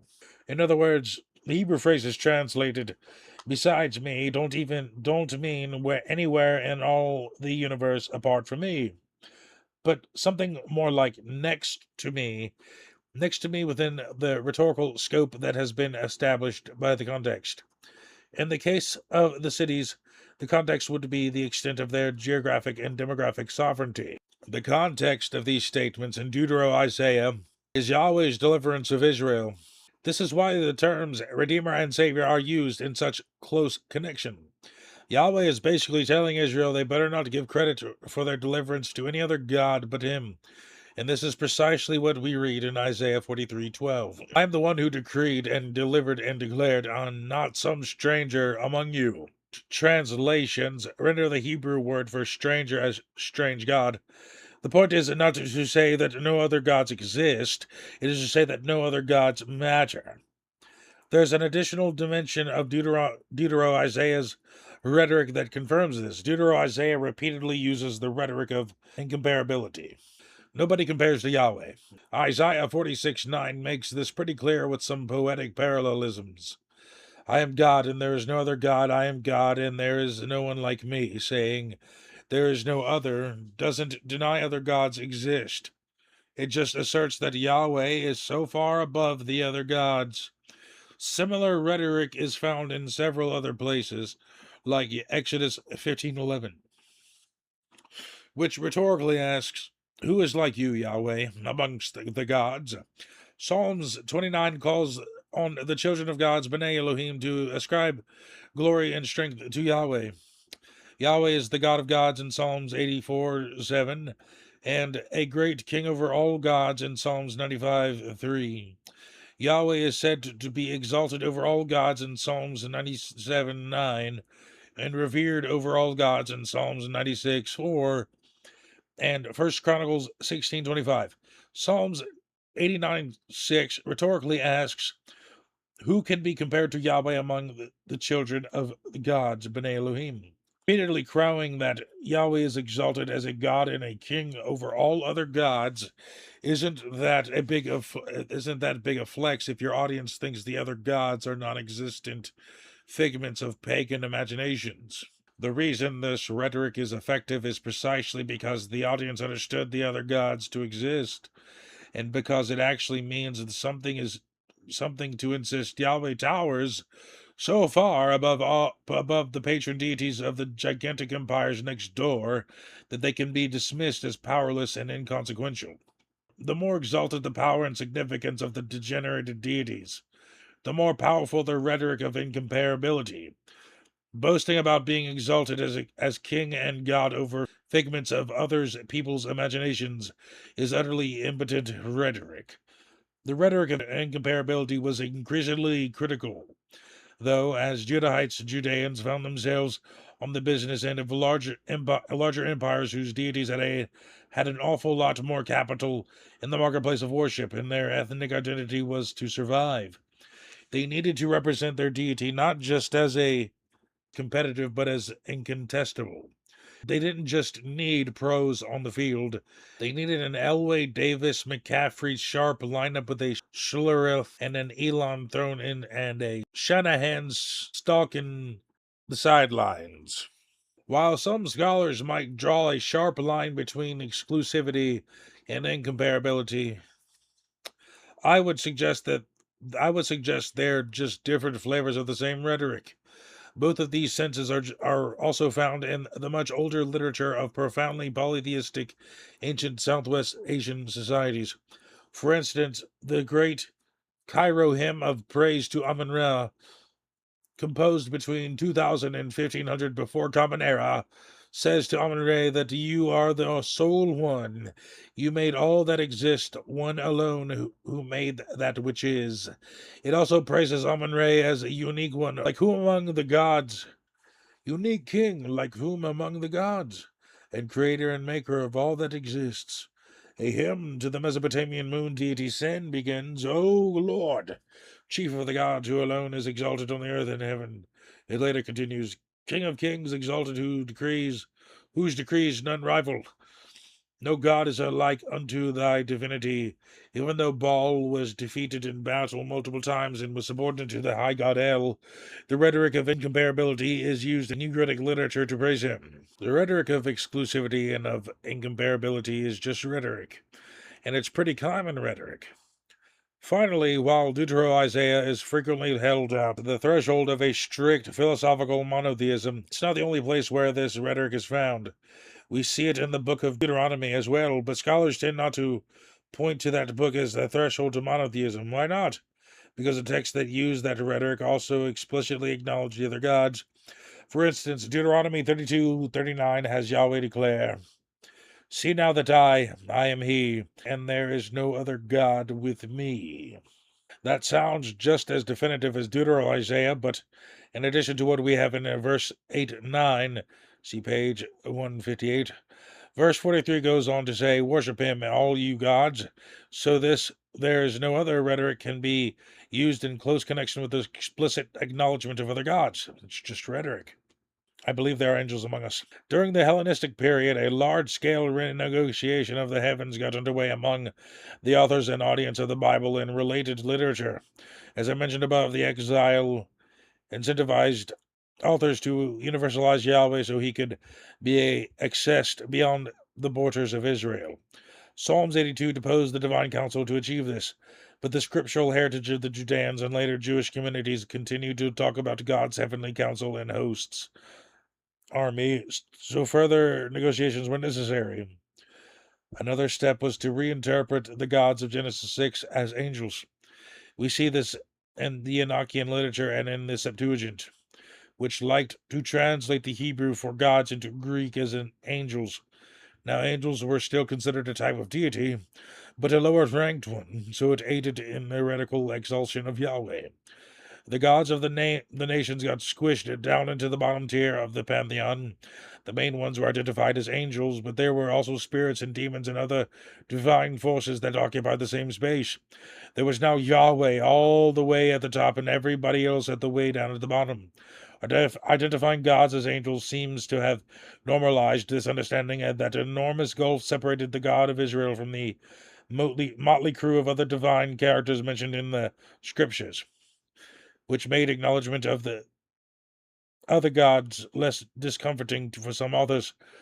This may be why Dead Sea Scrolls text like the songs of the Sabbath sacrifice repeatedly refer to the holy ones, angels and spirits and Elohim, gods. Another rather fragmentary Dead Sea Scroll, manuscript 11Q13, also known as 11Q Melchizedek, insists that the word Elohim, God, in Psalms 82:1 is not referring to the Yahweh, but to Melchizedek, as it is written about him in the Song of David, which says, "A God takes his stand in the council of El.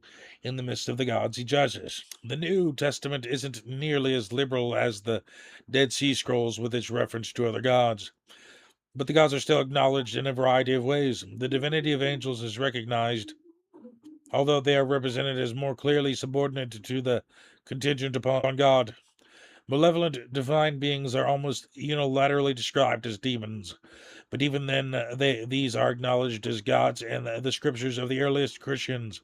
For instance, in 1 Corinthians 10:19-20, Paul quotes Deuteronomy 32:17 to demonstrate that while idols are nothing to others, to offer them sacrifices is to offer sacrifices to demons.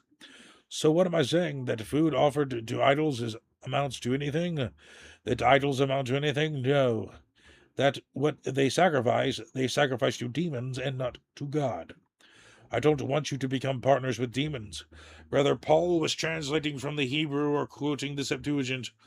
The very next clause in Deuteronomy identifies the recipient of the sacrifices a second time. To gods that they didn't know, Paul was quoting scripture that explicitly identifies demons as gods. 1 Corinthians 8:4-6 is a critical passage for understanding Paul's position. The rhetorical context is whether or not the Corinthian followers of Jesus should be participating in feasts involving food sacrificed to idols. Paul is going to argue that there is nothing inherently wrong with the food that has been offered to idols, but that not everyone knows this. If those who know better eat such foods in the presence of followers of Jesus who don't have the knowledge, it could cause problems. Paul states, regarding the eating of food offered to idols, we know that an idol is nothing in the world, and that there's no God but one.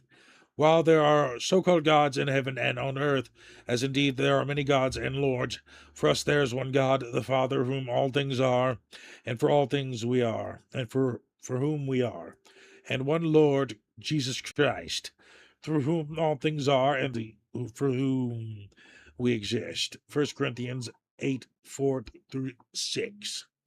Now, many people understand Paul to be denying the existence of other gods and to be affirming the philosophical monotheism they associated with the Shema, Deuteronomy 6:4, which Paul is modifying. But I and many other scholars would suggest the argument is quite a bit more nuanced.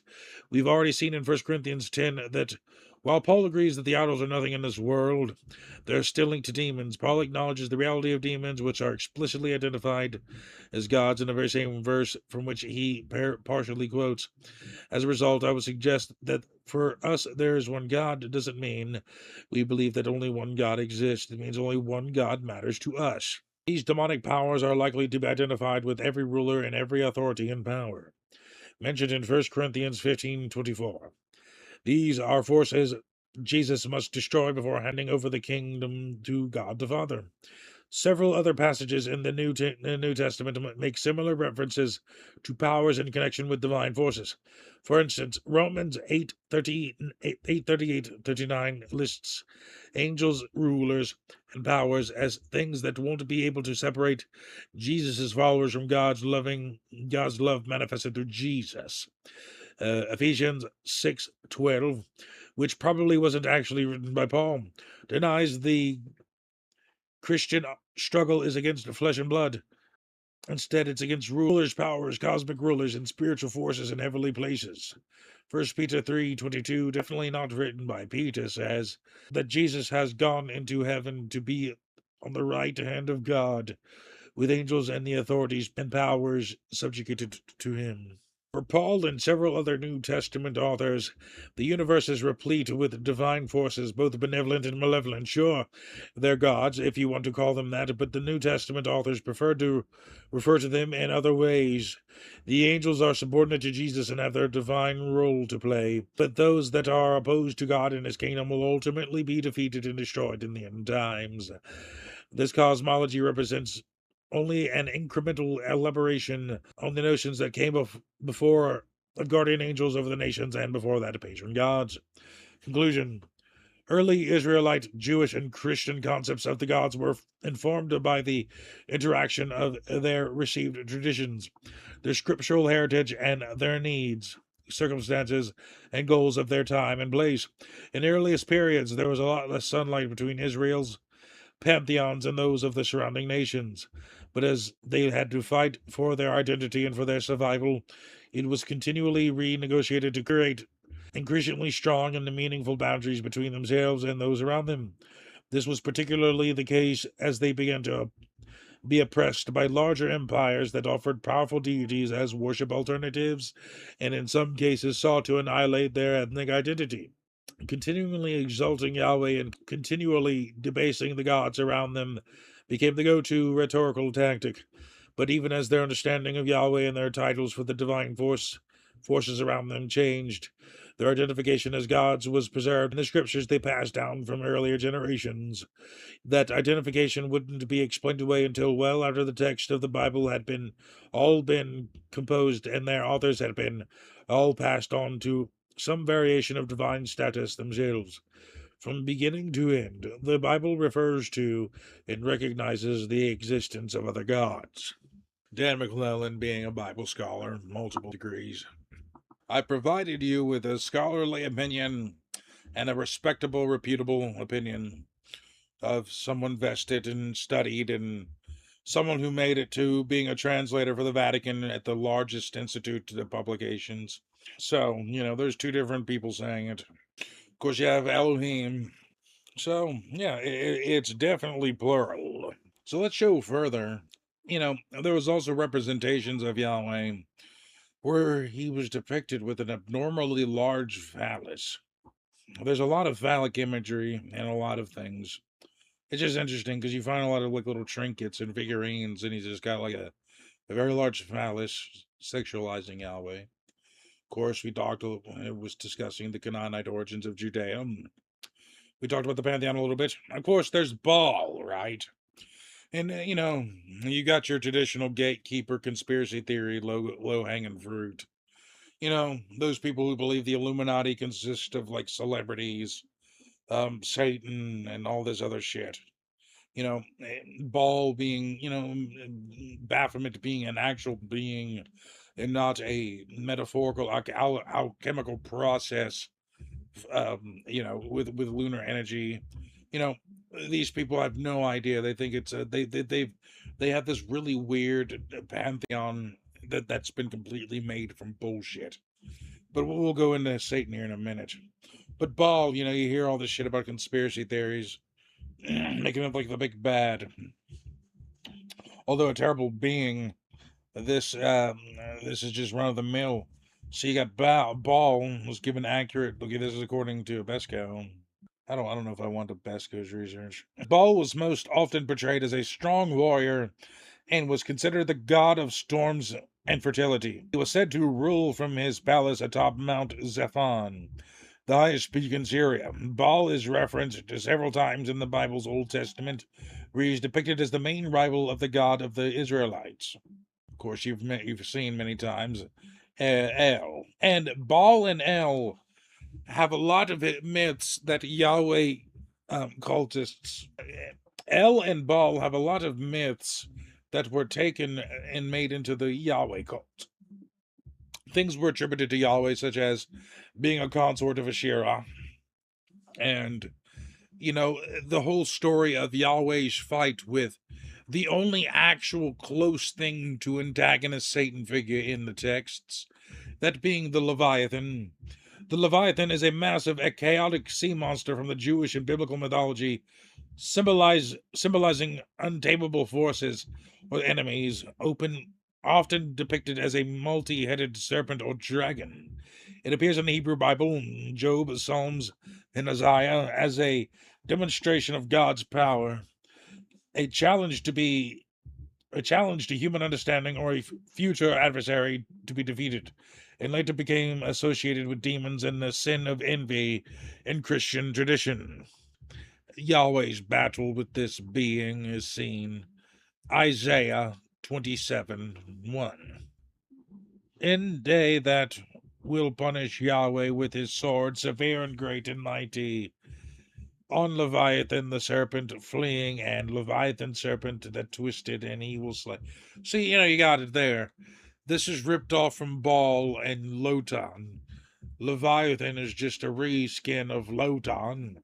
Lotan is a seven-headed coiled sea monster from Canaanite mythology, often representing chaos and serving as a precursor to the biblical Leviathan.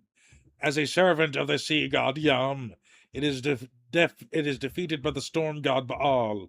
It is also identified as a biblical character, son of Seir, in a modern kibbutz in Israel. Of course, it's part of the good Ugaritic texts. He is a part of the Baal cycle. Lutan is defeated by the storm god Baal, Baal Hadad. It says it right here. Lotan is widely considered the predecessor to the biblical Leviathan, which is described as a sea monster to be defeated by Yahweh in Job and in Isaiah 17:1. We were hearing about the enslavement in Babylon.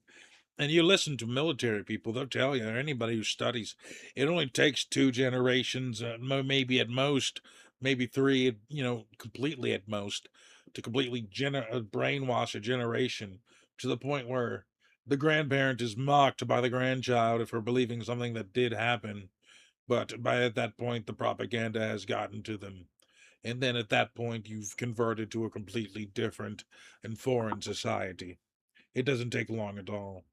So you just imagine that on top of already evolving from Canaanites, the northern and southern kingdoms, Israel and Judea, having also being enslaved in Babylon, developing the Talmud, you know, not to mention, talking about extra biblical, the Torah, right? So there's the Torah and the books of Moshe, then the Tanakh, most of the books that you would consider are in the Old Testament, right? The Torah, Talmud, Zohar, Kabbalah, and so forth. The Torah being so fundamental to all Abrahamic faiths and specified as the core of them all, you got all these texts that the Bible ripped off. You get the Atrahasis. The Atrahasis is an account of the creation of humanity, their near destruction and flood, and the origins of man, of many human plights, including plagues, droughts, miscarriages, stillbirths, infertility, and other tragedies. It explains why the world functions the way it does in Mesopotamian culture. Okay, there you go. Another one. Get the Enuma Elish. It tells the story of how the universe came into being, a great struggle among the gods, and the creation of the world and humanity. Epic of Gilgamesh. Yet another. The Epic of Gilgamesh tells the story of King Gilgamesh of Uruk, a powerful but tyrannical ruler who, after forming a deep friendship with the wild man Enkidu, embarks on heroic quests, but is ultimately confronted with the inevitability of death after Enkidu's demise. Okay, so but there's elements of this story are lifted and adapted into the Bible. The Era to Genesis, the oldest known Mesopotamian text recording the creation of humanity and a great flood, originating from Sumerian polytheistic beliefs around 1600 before Common Era. The narrative details the gods crafting humans and establishing cities, and after deciding to destroy them, depicts the deity Enki advising the hero Ziusudra to build an ark and survive. See, got yet another one. So you see, the Bible has all these things lifted, on top of really being a henotheistic, meaning, there's many gods, but there's one God focus, or higher than the others. In the hierarchical structure, there's a pantheon, the mention of the kingdom of the Elohim, and so forth. And even though this is not related directly to this mythology, heavenly bureaucracy, or the celestial bureaucracy, Chinese celestial bureaucracy mirrors earthly government structures with the Jade Emperor at the top.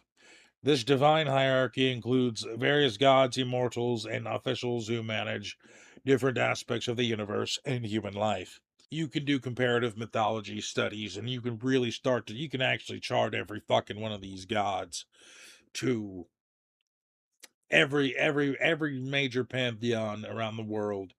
You can find a way to legitimately trace it back with close enough examples of certain beings, incidences, and roles and things that happen, and you can connect it all straight back to Sumer.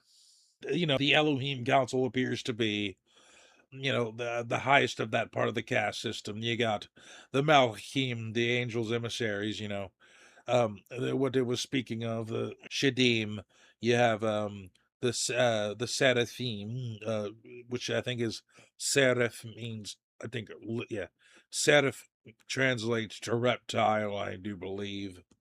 You got all types of shit. So there's a lot of things that you can easily tie together if you really invest yourself in studying these things and doing intense thought and comparing the mythologies. I think I need to pivot. So, a lot of people believe in Satan. After all, you look at the book, you crack it open, it shows the name. Well, if you actually look at the Hebrew text, you know the context, you understand, you look at scholars, they will agree. There is no being named Satan in the book. I know that's hard to believe, but there's a whole thing behind it. So, back to Mauro Bellino's Gods of the Bible. What does Satan mean? Satan is especially notorious and infamous among all angels. He is the devil par excellence, the source of all evil and the adversary of God. This seductive spirit wants to influence the soul of the believers and away from them and sway them away from the virtuous path. In theology and popular piety, Satan is an angel who rebelled against God and was therefore cast out of heaven before the creation of humanity. In the New Testament, Jesus says he saw Satan fall like lightning from heaven. Luke 10:18. The theologians also point to Ezekiel 28:14-18 and Isaiah 14:12-17 to support this view. We will address the biblical passages from Ezekiel 28, Isaiah 14, and Luke 10 to show that the claim for this representation of Satan is once again arbitrary. Identifying the biblical Satan with the devil is incorrect and misleading. This chapter also deals with the figure of Lucifer, with whom Satan is always identified, to the point that the two figures overlap. We will see that this identification is also ungrounded, and there is, in fact, no correspondence between Satan and Lucifer against the background of the biblical text. We will show how far theology and popular piety have gone in portraying the spiritual figure that has no basis in Scripture. Let us start by saying that Satan in ancient Hebrew means adversary. The word Shaitan denotes a specific role and function in society, much like the term Malach. Angel represents a particular function, the role of a messenger. The fact that the article often precedes the word Satan proves beyond doubt that Satan is not a proper noun. As with Elohim and Malachim, the word Satan simply indicates a status or task. The examples below will clarify the various meanings of this word beyond doubt. Satan as a man. First of all, we show that the role of Satan is not necessarily an attribution of angels or Malachim. This contradicts the idea that Satan was originally a fallen angel from heaven. We have already seen how the word angel cannot be translated with Malach. We now see that the fallen angels' feared and supposed leader in the Bible is often a man, and more accurately, a function assumed by a man. Therefore, it has nothing angelic about it. Satan could very well identify the position, the actions, or the role of a man, a human being. 1 Samuel 29.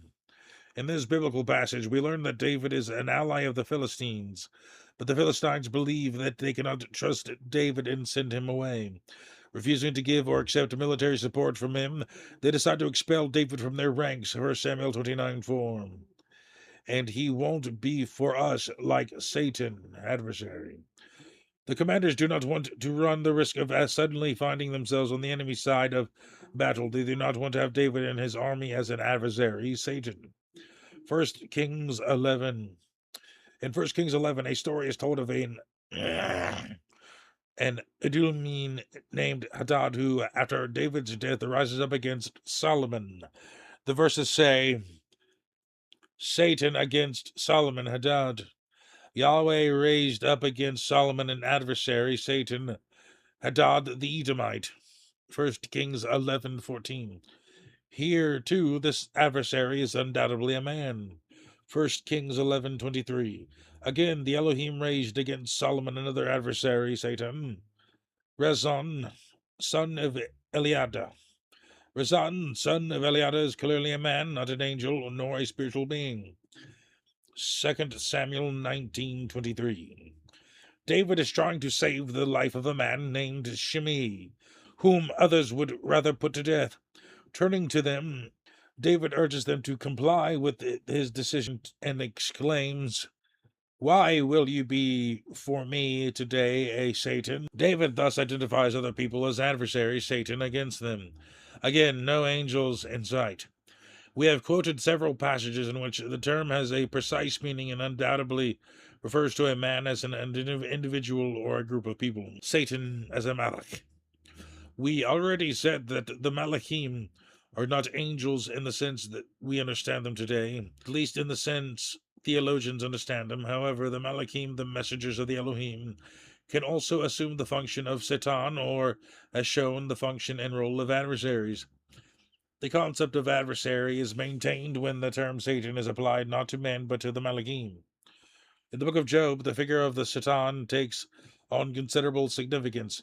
It performs several important actions that can be summed up in the role of accuser and tempter towards the pious man. The Satan here acts like an enemy towards Job to prove that his devotion is motivated only by the material wealth the Elohim gave him. One day, says the Bible, the sons of the Elohim stood before Yahweh, Job 1:6, and came also the Satan among them.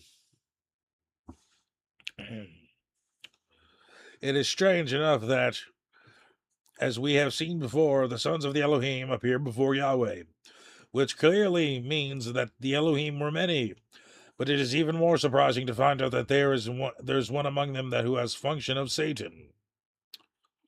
We saw in Genesis 6 that the sons of Elohim united carnally with the Adamite women. Now we discover that one of them had a special role and function. He was a Satan. Let us see what happens. The sons of the Elohim thus stood before Yahweh, and the Satan was among them. The article before the word Satan reveals that the biblical authors did not intend to refer to a specific person, but to one of the sons of the Elohim. He was part of the group of the sons of the Elohim, namely the one who will assume the role of Satan. We could compare the role/function of the Satan to that of the modern prosecutor. We will only analyze part of the story of Job here. However, we recommend that everyone read the book of Job, since it is undeniably one of the masterpieces of world literature. We merely want to point out that in verses 1, 6, and 7 of chapter 2, the term repeatedly occurs with the article as in Ha-Satan, to indicate that one of the sons of the Elohim was probably appointed to be the Satan, the prosecutor. Be as it may, the reader can see at this point that the Satan does not act against the will of God, but in accord with it. This important point must be emphasized. The Satan acts in accord with Yahweh, not against his will. No matter how unpleasant and evil his work is, Yahweh approves of it and demands it to be done. So the Satan does not act as a leader of a group of rebellious demons. He is not a rebel, but a high-ranking official with a specific task. He must fulfill his duty to put Job to the test. He acts in complete agreement with his superior, Yahweh, who commands him to act freely, with the only precaution not to kill Job. Zechariah 3:1-2. A similar unpleasant task is performed by the Satan, once again with the article in Zechariah 3:1-2. In this passage, the Satan stands at the right hand of a malach to file a complaint against the high priest Joshua. The verses briefly described a The verses briefly described a trial from which the defendant is acquitted and exonerated. The Malach, i.e., the defending angel, asked Yahweh to reprimand the accusing Satan and express words of hope for Joshua, who is invited to continue in the future according to the prescribed ways. Psalms 109. The protagonist of this section is an unhappy man who asks Yahweh to free him from his enemies and to subject his persecutors to a severe judgment by placing a Satan, that is, an accuser, against him. Here, too, the figure of the Satan is not seen in opposition to the divine activity, but rather is presented as an executor expressly requested and sent to restore justice. Chronicles 21:1. The Satan here acts like a seductive enemy and puts David in a difficult situation by persuading him to do something that is entirely displeasing to Yahweh. He persuades him to take a census, which triggers the wrath of the Elohim and the consequent punishment, which is then withdrawn. Numbers 22. We have another account in Numbers 22 where the Satan operates as a representative of Yahweh. This episode proves that the traditional depiction of the Satan as the leader of the rebellious angels and the Lord of the underworld is unjustified. This is the story of Balaam, narrated in Numbers 22. Balaam was a soothsayer who was active when the Israelites were in the plains of Moab, east of Jordan, after 40 years of wandering in the desert. The Israelites had already defeated the kings of the Amorites in Bashan. Balak, the king of Moab, sent his elders to Balaam, the son of Beor, to persuade him to curse Israel. After initial hesitation, Balaam accepts the task. The Bible says that Yahweh's wrath was unleashed against Balaam and that a Malach was sent to him. When Balaam sent out with his donkey, the Malach of Yahweh stood in his way and frightened the animal so that it turned off the main road into a field. The style of this section is realistic and shows us that the angel actually behaves in a very concrete way. While Balaam is beating the donkey to get it to return to the path, the Malach is standing on the path between the vines, which is a small wall near the side. The donkey pushes aside to pass, but crushes Balaam's foot against the wall. The scene continues until the Malach tells Balaam that he must carry out the orders he will receive from him.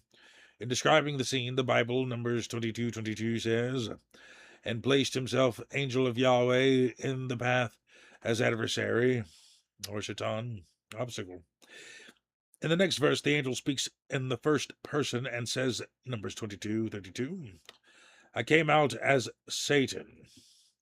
This brief review of the verses confirms two fundamental aspects of the Satan. First, the Satan is neither a person nor an angel, not a specific subject endowed with a unique characteristic, feature, and will, acting out of his own individuality. Satan is not a proper name, but a specific function.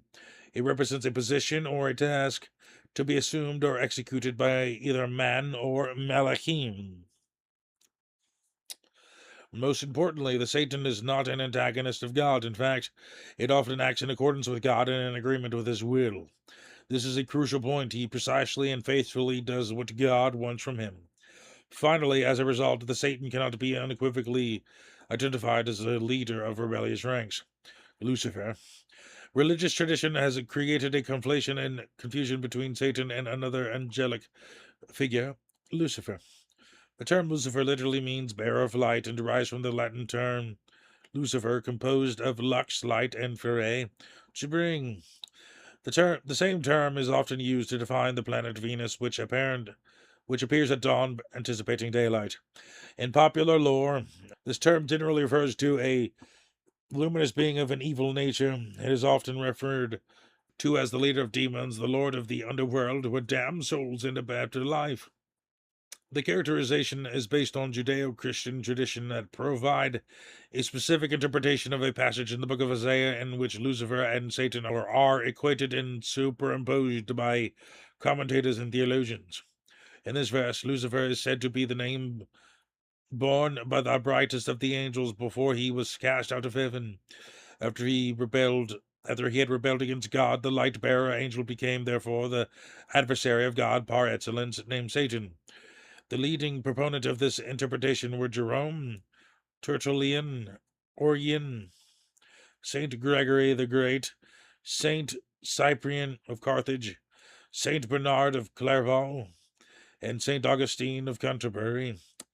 They all agreed that Lucifer / Satan and his angel / demon once lived as angels of God in their original state, a heavenly state from which they had fallen due to pride and rebellion. The fathers of the church established an identity between Isaiah's Lucifer and the Satan mentioned in the book of Job and the Gospel. This identity overlapped has then entered religious and popular tradition. Let us thus address the biblical passages that the fathers of the church and the theologians have used to identify and conjure together Satan and Lucifer, starting with Ezekiel 28. Ezekiel 28. In this chapter, Ezekiel addresses the king of Tyre and delivers a message from Yahweh to him.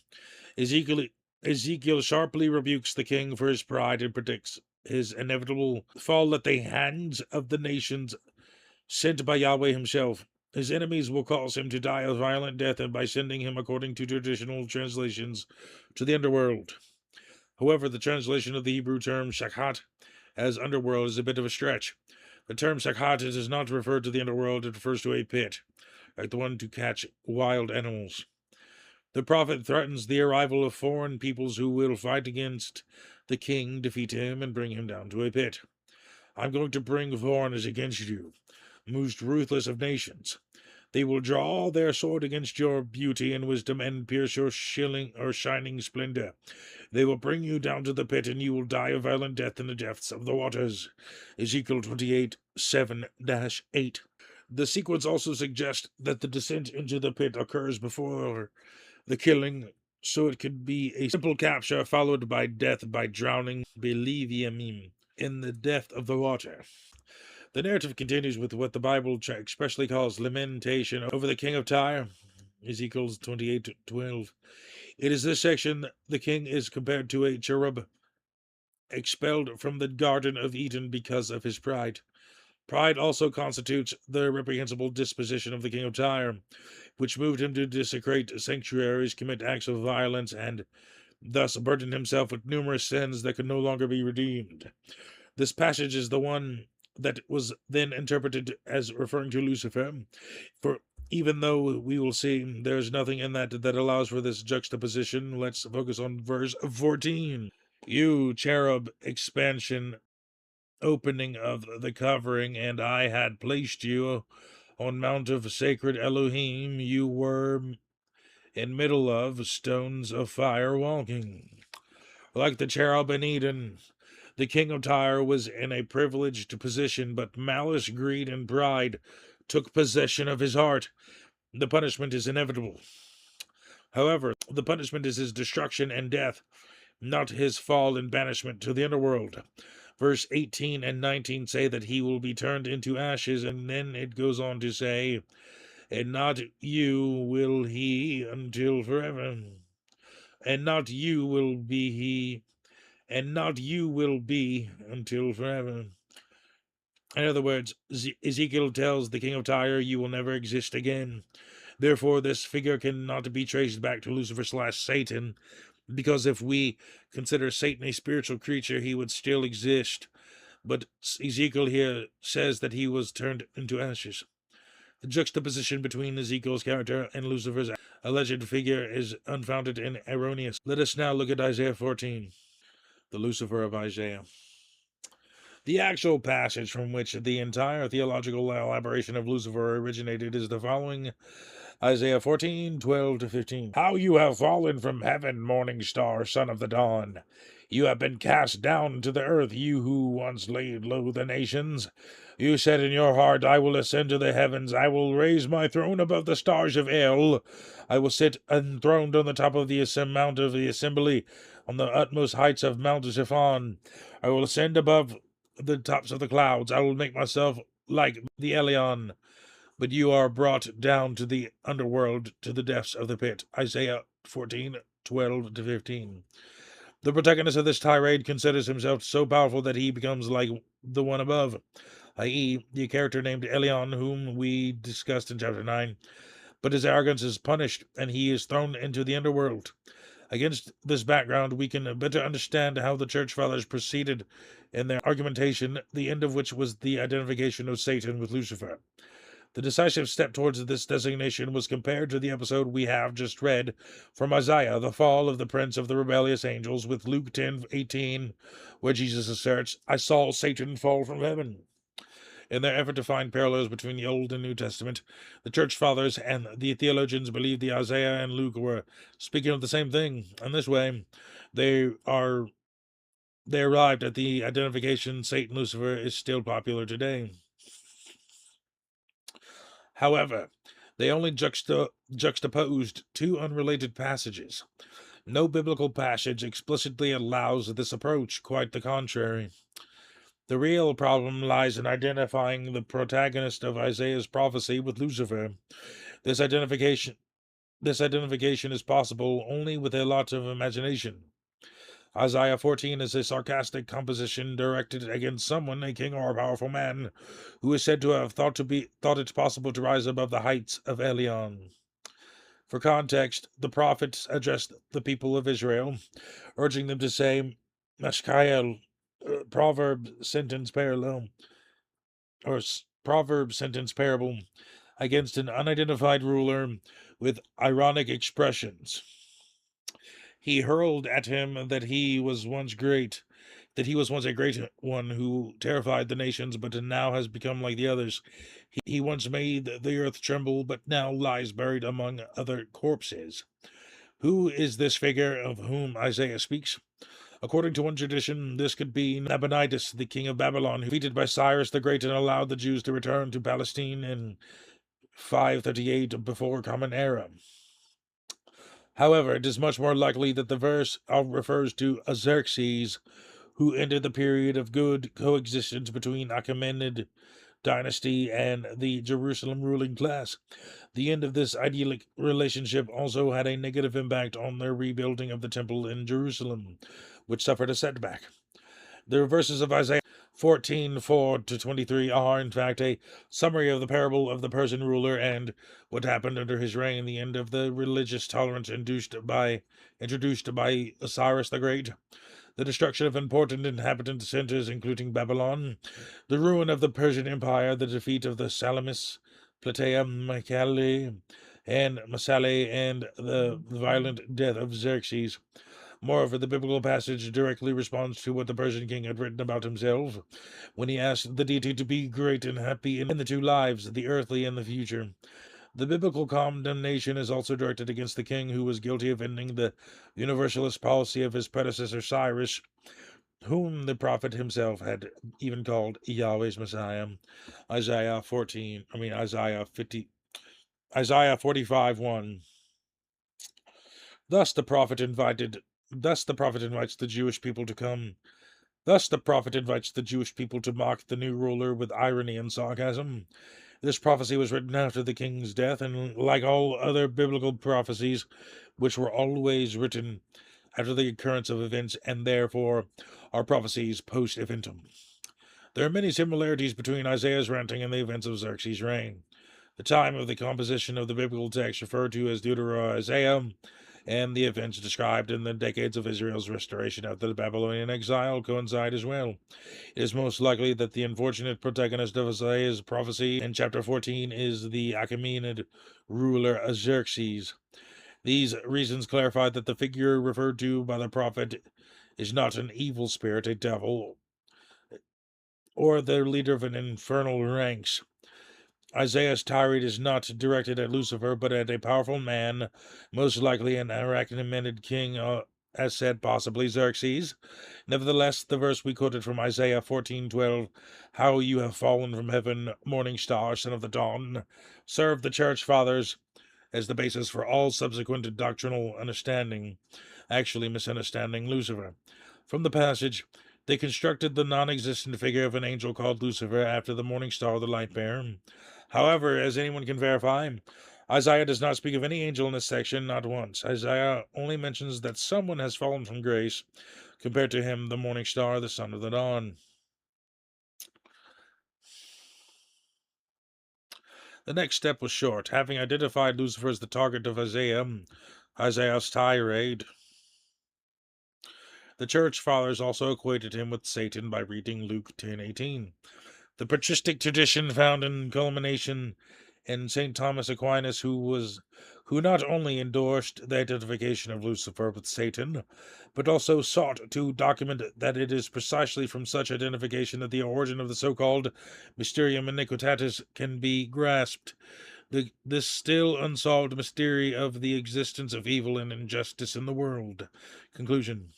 In summary, a verse addressed to Xerxes was redirected to Lucifer. This is the result of a pure and inconsistent theological elaboration. We wonder, is the whole thing based on a bona fide misunderstanding or an explicit desire to find a textual basis to define the figure of the Lord of the underworld where sinners would end up after death?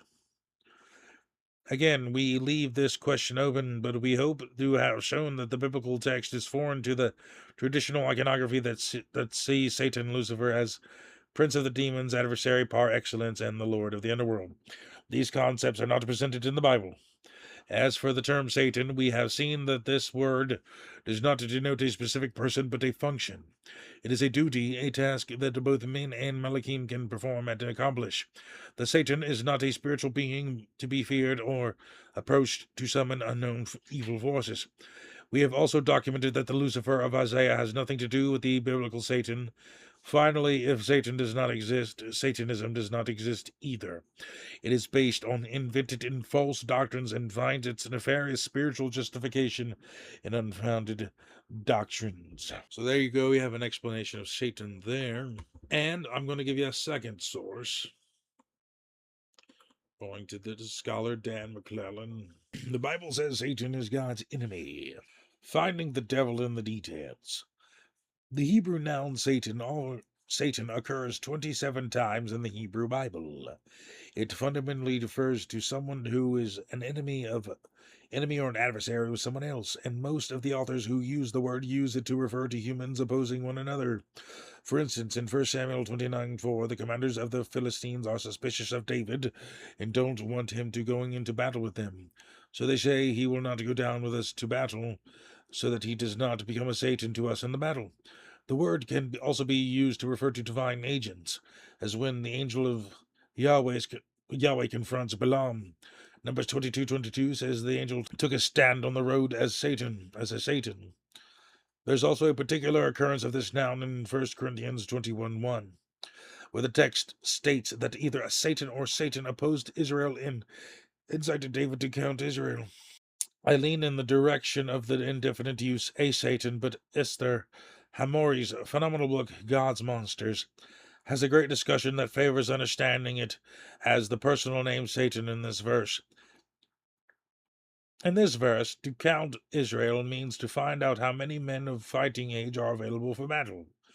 The author seems to think that this is a bad move because it means David did not have enough faith to rely on God to fight Israel's battles. The really peculiar part is the parallel story in 2 Samuel 24:1 says that it was Yahweh who was angry at Israel and incited David against them. Scholars have accounted for this difference in a variety of ways, but what seems most likely to me is that the editors of Chronicles wanted to avoid making Yahweh the inciter of something bad, and so outsourced the incitement to an unnamed Satan. If the chronicler intended to use the word as the proper name Satan, it's the only such occurrence in all of the Hebrew Bible. 17 of the 27 occurrences of the noun Satan, 15 in Job and 2 in Zechariah, occur with the definite article meaning they refer to the Satan. In both of the books, Satan is some kind of divine figure, and so the word is no longer being used to refer to a human occupying a temporary role as an opponent or an adversary. The Satan is still a role, but now it seems to be a kind of divine office or assignment with the divine council, the pantheon's administrative hierarchy. It's not a name as so much as a responsibility within the heavenly bureaucracy. This is most clear in Job 1 and 2, where the Satan presents himself before God with the other gods called the children of God and challenges Job's faithfulness. The book of Job is contemplating the problem of evil and why bad things happen to good people. But the majority of the chapters Our poetry, like composed separately, our poetry likely composed separately from the narrative of the Satan wager with God. The narrative framework in chapters 1, 2, 13, and 42, 7 through 17 was probably added later to provide an introduction and a resolution that paints Job's suffering as the product of the machinations of an antagonizing divine agent and a rather aloof God. Zechariah 3 tells a very brief story of the high priest Joshua standing before the angel of Yahweh and the Satan who stood to his right to act as accuser or adversary. The text then says Yahweh rebuked the Satan and moved Joshua's sins. It's literature from Hellenistic Judaism that begins to develop stations and names for angelic hierarchies, as well as a concept of malevolent divine forces. The main point of this development seems to be to account for the presence of evil in the world. Passages like Isaiah 45:7 seem to attribute the good and the bad directly to God, but this didn't sit well with a lot of folks in the ancient world. A lot of scholars think that early Jewish debate about the origins of evil was likely influenced by Zoroastrian dualism and the figure of Angra Mainyu, a spirit of death and destruction who opposed the righteous Penta Mainyu and sought to tempt humanity. We don't have a lot of data from the Persian period to help reconstruct what happened. Reconstruct how this happened, though. Most of the development takes place within a text from the Hellenistic period, like First Enoch and Jubilees, which elaborate on the story from Genesis 6 that the sons of God having children with human women, see chapter 14, and on the reception of the law within the book of Exodus. In First Enoch's various retellings, these sons of God are represented as a cohort of rebellious angels who descended to earth under the leadership of a head angel referred to alternatively as Azazel, and Shemiyaza. Giants are born to these sons of God, and they then reproduce to create the Nephilim. The word Satan occurs the 4 times in the First Enoch. The plural Satan occurs in First Enoch 47 and 65:6, which seem to use the term to designate a specific malevolent class of angels. The singular Satan occurs as a title in First Enoch 53:3 and 54:6, and the later passage seems to be using the title to refer to Azazel. There's less variation in Jubilees, which follows after the narrative of Enoch and refers to the leader of the spirits of First Enoch's dead giants as Mastema. This name derives from the root Satam, which is a variation on Satan. Another title for some kind of malevolent entity is Belial, which is based on a Hebrew word meaning uselessness or wickedness. There's a reference to the Satan in Jubilees 10:11, but the other uses of the word occur in the phrases "no Satan or any evil one," which seems to understand it as a type of malevolent spirit, an adversarial human, or perhaps both. The word Satan occurs a few times in the Dead Sea Scrolls, but not as a title or name. The titles and names used to refer to the head malevolent angel in the scrolls are Melchiresha, king of wickedness, a twist on Melchizedek, king of righteousness, angel of darkness, Mastema, and most commonly Belial. Like the word Satan, Belial can be used as a title for a specific malevolent agent, but also as a reference to a type or a class of malevolent spirit. It also occurs in Greek as Beliar, and in pseudepigraphic Jewish texts written around the time period as the scrolls. So we don't have an individual named Satan anywhere in the Jewish literature that preceded the New Testament. In fact, the leader of the forces of evil in that literature is more commonly identified with the titles other than Satan. Today we think of the word Satan more as a name than as a title or a generic noun. We don't usually talk about the Satan or about plural Satans, but there's a related word that we do use that way.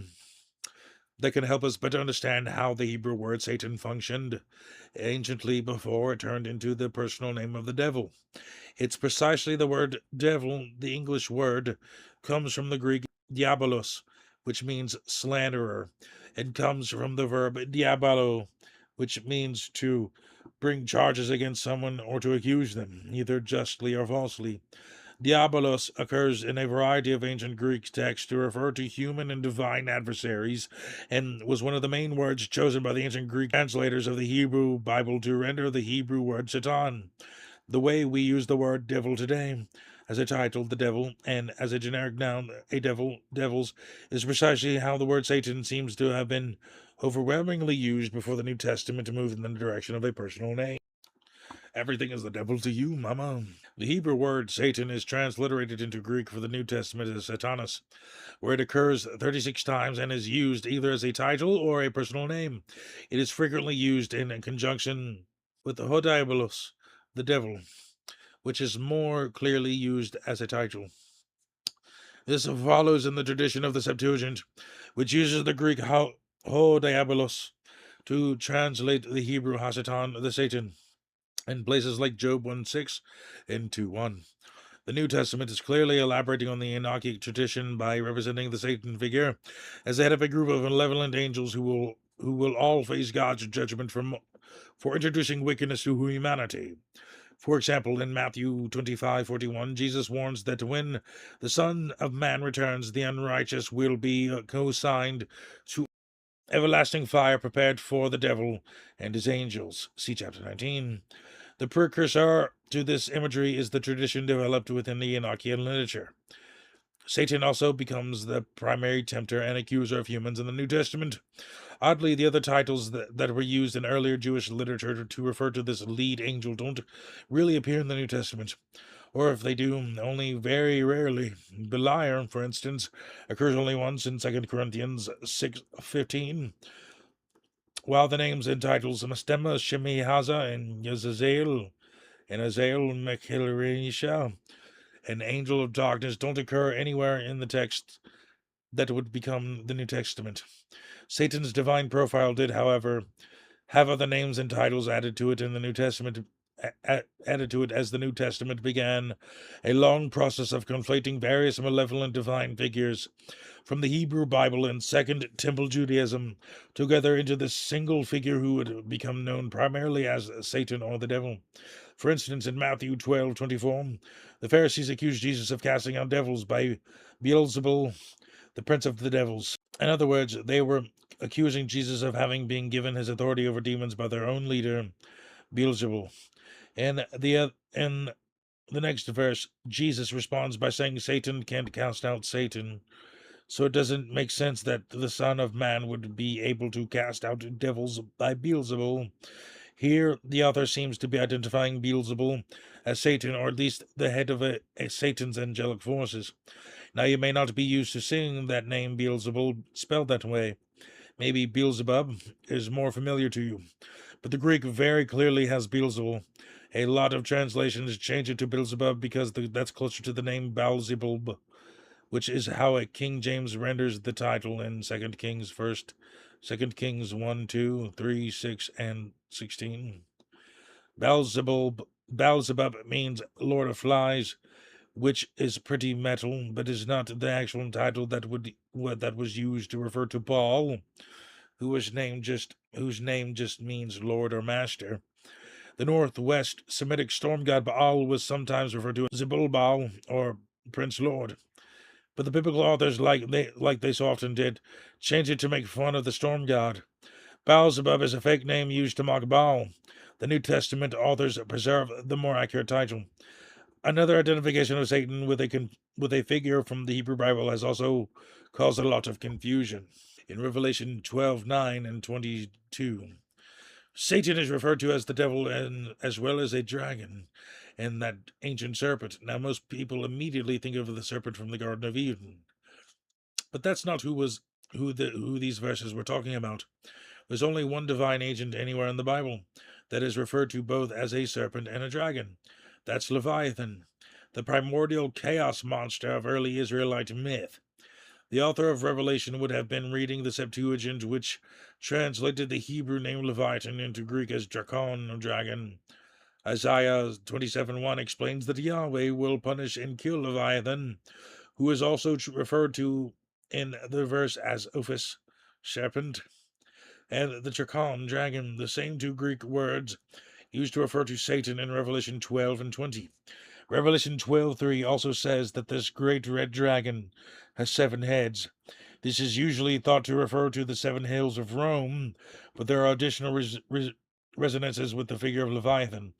Part of the lament in Psalm 74 praises Yahweh for salvific as well as creative acts. Verse 14 says Yahweh was king from old and crushed the heads of Leviathan. This seems to be part of what made the creation of the earth possible. And it indicates Leviathan was even more ancient a serpent than the one from Eden. Now, this doesn't say how many heads Leviathan had, but there's another text from centuries before the Bible was written that indicates Leviathan was thought to have precisely 7 heads. In the Hebrew Bible, Isaiah 27:1 says, Yahweh will punish Leviathan, the wriggling serpent, Leviathan, the twisting serpent, and he will kill the monster which is in the sea. This isn't Isaiah's work, though. Isaiah is quoting a tradition from centuries earlier, and we have another version of that tradition from around 500 years earlier.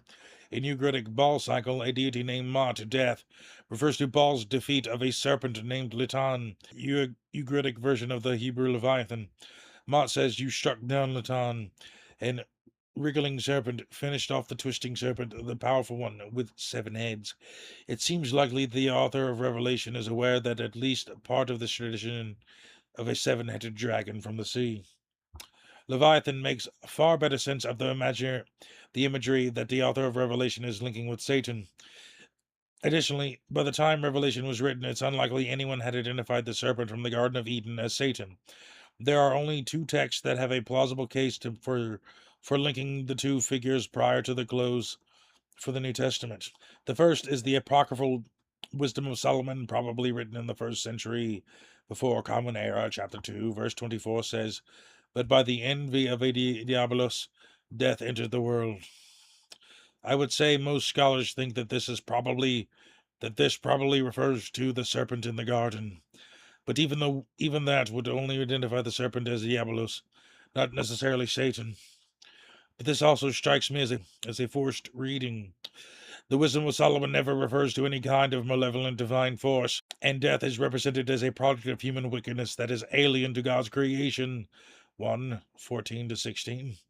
I think this argument is stronger than the indefinite Diabolos adversary who brings death into the world is probably to be interpreted as Cain, who envied Abel and killed him as a result. The first death within God's creation. The other passage that could plausibly identify Satan as the serpent from Garden of Eden is Romans 16:20, which says, and the God of peace will soon crush Satan under your feet. This is understood by some interpreters to be referring to the serpent's curse in Genesis 3:15, when God says, I will put enmity between you and between the woman, and between your offspring, and between her offspring. He will strike your head, and you will strike his heel. In my opinion, there are 2 problems with this reading. The first is that the notion of God placing the wicked under the feet of the righteous is pretty stock imagery that is known from other Jewish and Greco-Roman literature and iconography. For instance, the depiction of Aphrodite in the North Frisian Pergamon altar depicts her with her left foot on the face of a giant as she's killing. David praises Yahweh in 2 Samuel 22:39 because, thanks to him, his enemies fell under my feet. The pseudepigraphic Testament of Levi 18:12 promises that God will give his children power to trample upon the wicked spirits.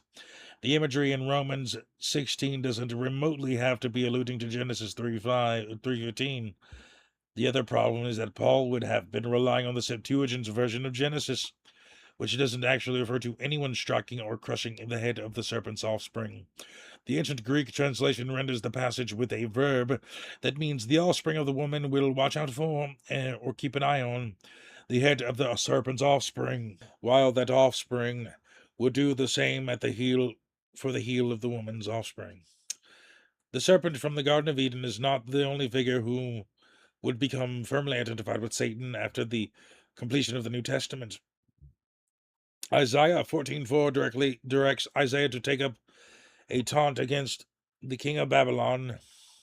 In verse 12, the prophet sarcastically refers to this king as Halel ben Shahar, or Shining One, son of the dawn, and insists he has fallen from heaven after arrogantly aspiring to raise his throne above the stars of God. The Septuagint would later translate the Hebrew Hallel into Greek as Hesephoros, or Dawnbringer.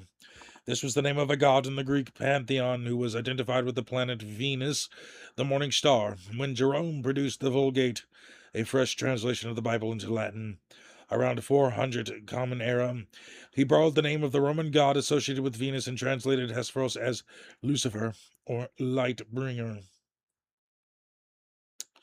The title Lucifer was never intended as a reference to Satan. The Hebrew title Shining One is never mentioned anywhere else in the Bible, but Jerome did use the title Lucifer to translate the Greek word phosphorus, another reference to Venus as the light bringer, in 2 Peter 1:19. The passage talks about this morning star, as it's usually translated, rising in the heart of believers, which is thought by many scholars to be alluding to Jesus. This is certainly the case in Revelation 22:16, where different Greek words are used to identify Jesus as the bright and morning star. As you can see, it complicates things to identify the shining one of Isaiah 14:12 as Satan. It doesn't seem to me that any biblical authors links Satan with Isaiah 14:12, but some folks argue that Luke 10:18 makes precisely that link. In that passage, Jesus declares, I saw Satan falling like lightning from heaven. This is argued to allude to the falling of the shining one from heaven. But this isn't the only divine agent who falls from heaven within earlier Jewish tradition. I and other scholars suggest a more likely source would be the fall from heaven of the head of the malevolent angels within the Enochian tradition. Precisely the divine agent who would provide the conceptual framework for the figure of Satan. In 1 Enoch 86:1, Enoch says, I saw the heaven above, and look, and a star fell from heaven. Later in verse 3, he says, I looked to heaven, and look, I saw many stars descended and cast themselves down from heaven to that first star. These are the head angels' minions. In Revelation 12, the dragon's tail sweeps a third of the stars of heaven down to the earth. This far more influential tradition strikes me as a much more likely source for Jesus' statement. Conclusion. The identification of a malevolent divine agent named Satan who stands opposed to God and to his followers is an innovation that is unique to the New Testament. But the divine profile Satan that we know today has been significantly expanded and elaborated on since the completion of the New Testament, and particularly with the identification of the serpent from the Garden of Eden and the shining one from Isaiah 14:12 as Satan. The Hebrew Bible knows no entity named Satan, but it does use the word Satan to refer to humans and divine agents who operate as opponents and adversaries. That word later became used as a title for a specific role or office within the divine council, as we see in Job and in Zechariah. The Enochian and other Hellenistic Jewish literature would further develop both senses of the word. The plural satans was used to refer to some kind of class of malevolent divine entity, and then Satan became a title for the head malevolent angel, who was known by a variety of different names.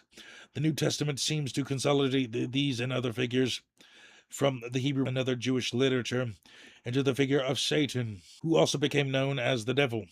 This is finally God's enemy who fights against him and his followers, accuses humanity, and tempts them with wickedness.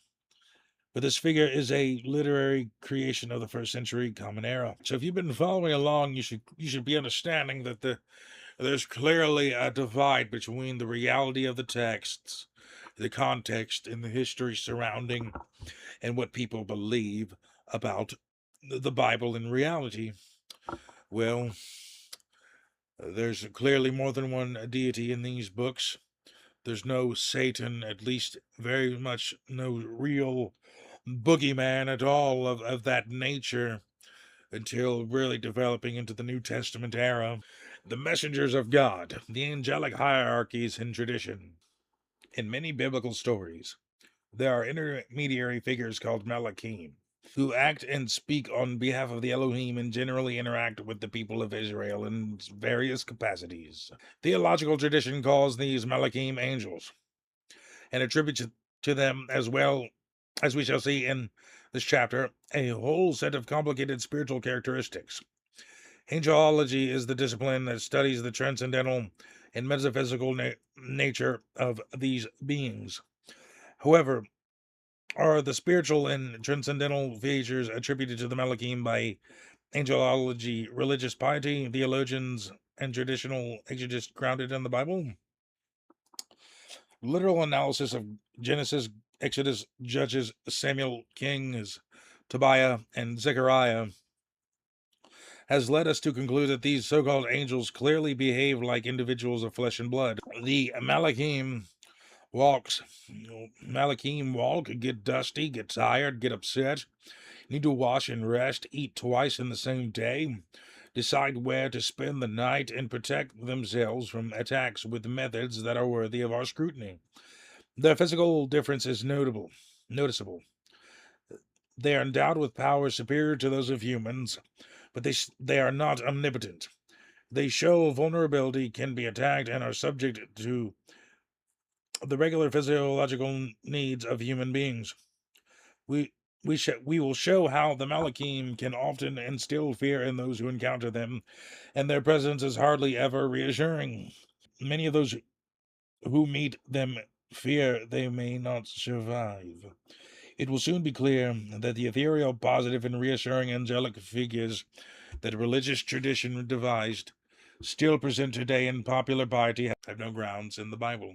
The biblical accounts are also far from later theological elaborations that have divided the angels into complicated angelic hierarchies, describing them as mediating entities between human carnality and divine spirituality. For the sake of clarity, we would like to preface that our goal is not to provide the existence of angels, beings, or otherwise. We just want to verify their presence and description in the Old Testament and compare our findings with the religious and spiritual traditions in general. Angelology speaks of various rankings of angels, distinguished according to the functions performed. Each received from God unique spiritual gifts such as light, science, or goodness. Their task is transmitting these spiritual gifts down to humans. Together, these figures form 9 angelic choirs, divided into 3 orders. Each order is, in turn, divided into ranks. The highest order is composed of seraphim, cherubim, and thrones. The second order is composed of dominations, virtues, and powers. The third and lowest order is composed of principalities, archangels, and angels. Each group possesses specific characteristics, which we do not enumerate here, except those that interest us related to the orders of the angels and cherubim, and as they are the object of our analyses. Among the qualities attributed to the angels, it is said, for example, that they are the way to the Word, the perfect vessel of divine light. They convey the power of God in converting sinners. They impart wisdom into the revelation of the divine mysteries. They correspond justice in the condemnation of the wicked. They are an example of worthy imitation in avoiding punishment, overcoming vices, being admitted to heaven, etc. Given these descriptions, we make a first and immediate observation. We are dealing here with beings whose physical and behavioral characteristics are far less elevating and inspiring than those we have mentioned as apropos of angels and the other angelic orders. Therefore, is everything written about an angel theology justified by the description of the Malachim as found in the Old Testament? Are we sure that the theological vision is consistent with the evidence described in the Bible? The Malachim in the Old Testament. We now present some situations in which the angels Malachim are involved, and leave it to the readers to make their own reflections. Genesis 16. The patriarch Avram and his bride Sarai have no children, despite Yahweh's promise that they will have as many children as there are grains of sand. As time passes without Sarai being able to conceive, disappointed by the passing of time, Sarai decides to give the Egyptian maid Hagar to her husband Abram.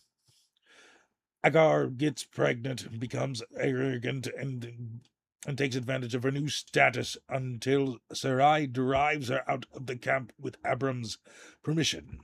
The slave girl leaves the camp and wanders into the desert where she meets Amalek. Genesis 16:7. And found a messenger of Yahweh on high spring water, the waters in the desert, on the eye spring water of in the road of Shur. The encounter with the messenger of Yahweh seems casual as the angel Malik himself looks surprised. However, he shows that he knows Hagar personally, since he asks her, Hagar, of slaves of Sarai, where from this you come and where you will go. So this messenger knows Hagar, but does not know where she is going or why she is there. As far as he knows, she is supposed to be in Abram's camp, and so he orders her to return there and serve her mistress. He does not fail, however, he reassures her. He does not fail, however, to reassure her. The son she gives birth to will be the progenitor of a great people. From Ishmael descends the group of peoples commonly called nomadic Arabs. The narrative has its epilogue in chapter 21, in which Yahweh makes another decision. Sarai, with the help of God, finally conceives and gives birth to Isaac. Yahweh chooses him to be the true heir and progenitor of the new descendants who will populate the so-called Promised Land. This choice has precise consequences. There cannot be two heirs. Conflict and separation must be avoided. Power and control over property must not be shared. Thus, after the birth of the rightful heir, Hagar must leave the camp forever, but, as we have said, Ishmael will be still the progenitor of a great nation. Undoubtedly, every person born from Abraham's lineage must have had an important place in the strategic design of the Elohim who ruled over that part of the Middle East. Over time, Yahweh had to build up a group of people with whom to occupy and rule the territories that had been assigned to him at the time of the division made by Elion. His messenger acted according to the precise strategic plan. In the story of Hagar, it must be noted, we faced with a concrete situation, no visions or dreams. When Hagar encounters the Malak, we are confronted with an unanticipated and undoubtedly real and concrete event. The messenger does not fly, and he does not show himself in a vision. He meets the woman in a specific place, addresses her personally, and asks her a question from which it is clear that he was not informed about what was happening. It is an ordinary meeting and dialogue between two real people/individuals. Genesis 22. In Genesis 22, Yahweh demands a particularly burdensome and cruel test of loyalty to Abraham. He forces him to sacrifice his own son Isaac. Abraham agrees. He prepares everything necessary for a sacrifice, sets off for the hill indicated to him. And on the way, however, the son is astonished to discover that an essential element is missing. The sacrificial victim. The father cannot reveal to the son that the intended sacrifice is Isaac himself, and reassures him by saying that Yahweh will provide the victim for the sacrifice. Once they reach their destination, Abraham builds the altar, puts wood on it, binds Isaac, and puts him on the pile. He grabs his knife, and just when he's about to kill his own son Isaac, Genesis 22, and he called towards him, messenger of Yahweh, from the sky, and said, Abraham, Abraham. Amalek calls Abraham from the sky and orders him to stop. He does not need to perform the sacrifice. The loyalty test is passed, and the Elohim now knows he can count on an ally so faithful to be willing to sacrifice his son's life. The sacrifice continues at the expense of a goat caught on the spot. In the sequence of events, there is precise distinction between two figures. The Elohim who tests Abraham in verse 1, and the Malak who comes to him from above to interrupt the sacrifice. The whole scene of dialogue with the call response is highly effective in its simplicity. The Malak calls Abraham, Abraham twice. He responds, Hinene, here I am, I'm here. The conversation continues and ends with renewed promises for the future of Abraham and his descendants. Let us note that allegedly omniscient God does not know Abraham's disposition towards him in advance, and therefore has to test him with a concrete, cruel, and inhumane request. Only after he makes sure that Abraham obeys him perfectly does God send a Malach, a messenger, to interrupt the sacrifice. Had the Elohim been able to read Abraham's mind, this passage would prove to be a string of meaningless actions. But God did not know Abraham's thoughts, so he had to put him to the test. He is no different from ordinary earthly rulers, and as ordinary earthly rulers often prefer to bring in intermediaries, so does he. The narrative thus presents us with an Elohim who cannot grasp a person's state of mind and employs an Elohim to interrupt an ongoing action. As anyone can verify by reading this biblical story, any spiritual connotation is absent from both the premise and the sequence of the events. Genesis 28. We encourage our reader to consult directly the biblical passage in which Jacob describes seeing a ladder connecting earth and heaven, with angels ascending and descending it. This scene is often read in ufological perspective. We fundamentally agree with this interpretation, but want to respect the biblical text, which implicitly states that Jacob was asleep. It was all a dream. Since it is not our task to interpret dreams, we withhold judgment on the scene. The reader, however, will do well to inform his own opinion by consulting any version of the Bible directly. Genesis 32. In the previous sections, we witnessed accusations that could be described as typical of the Malachim.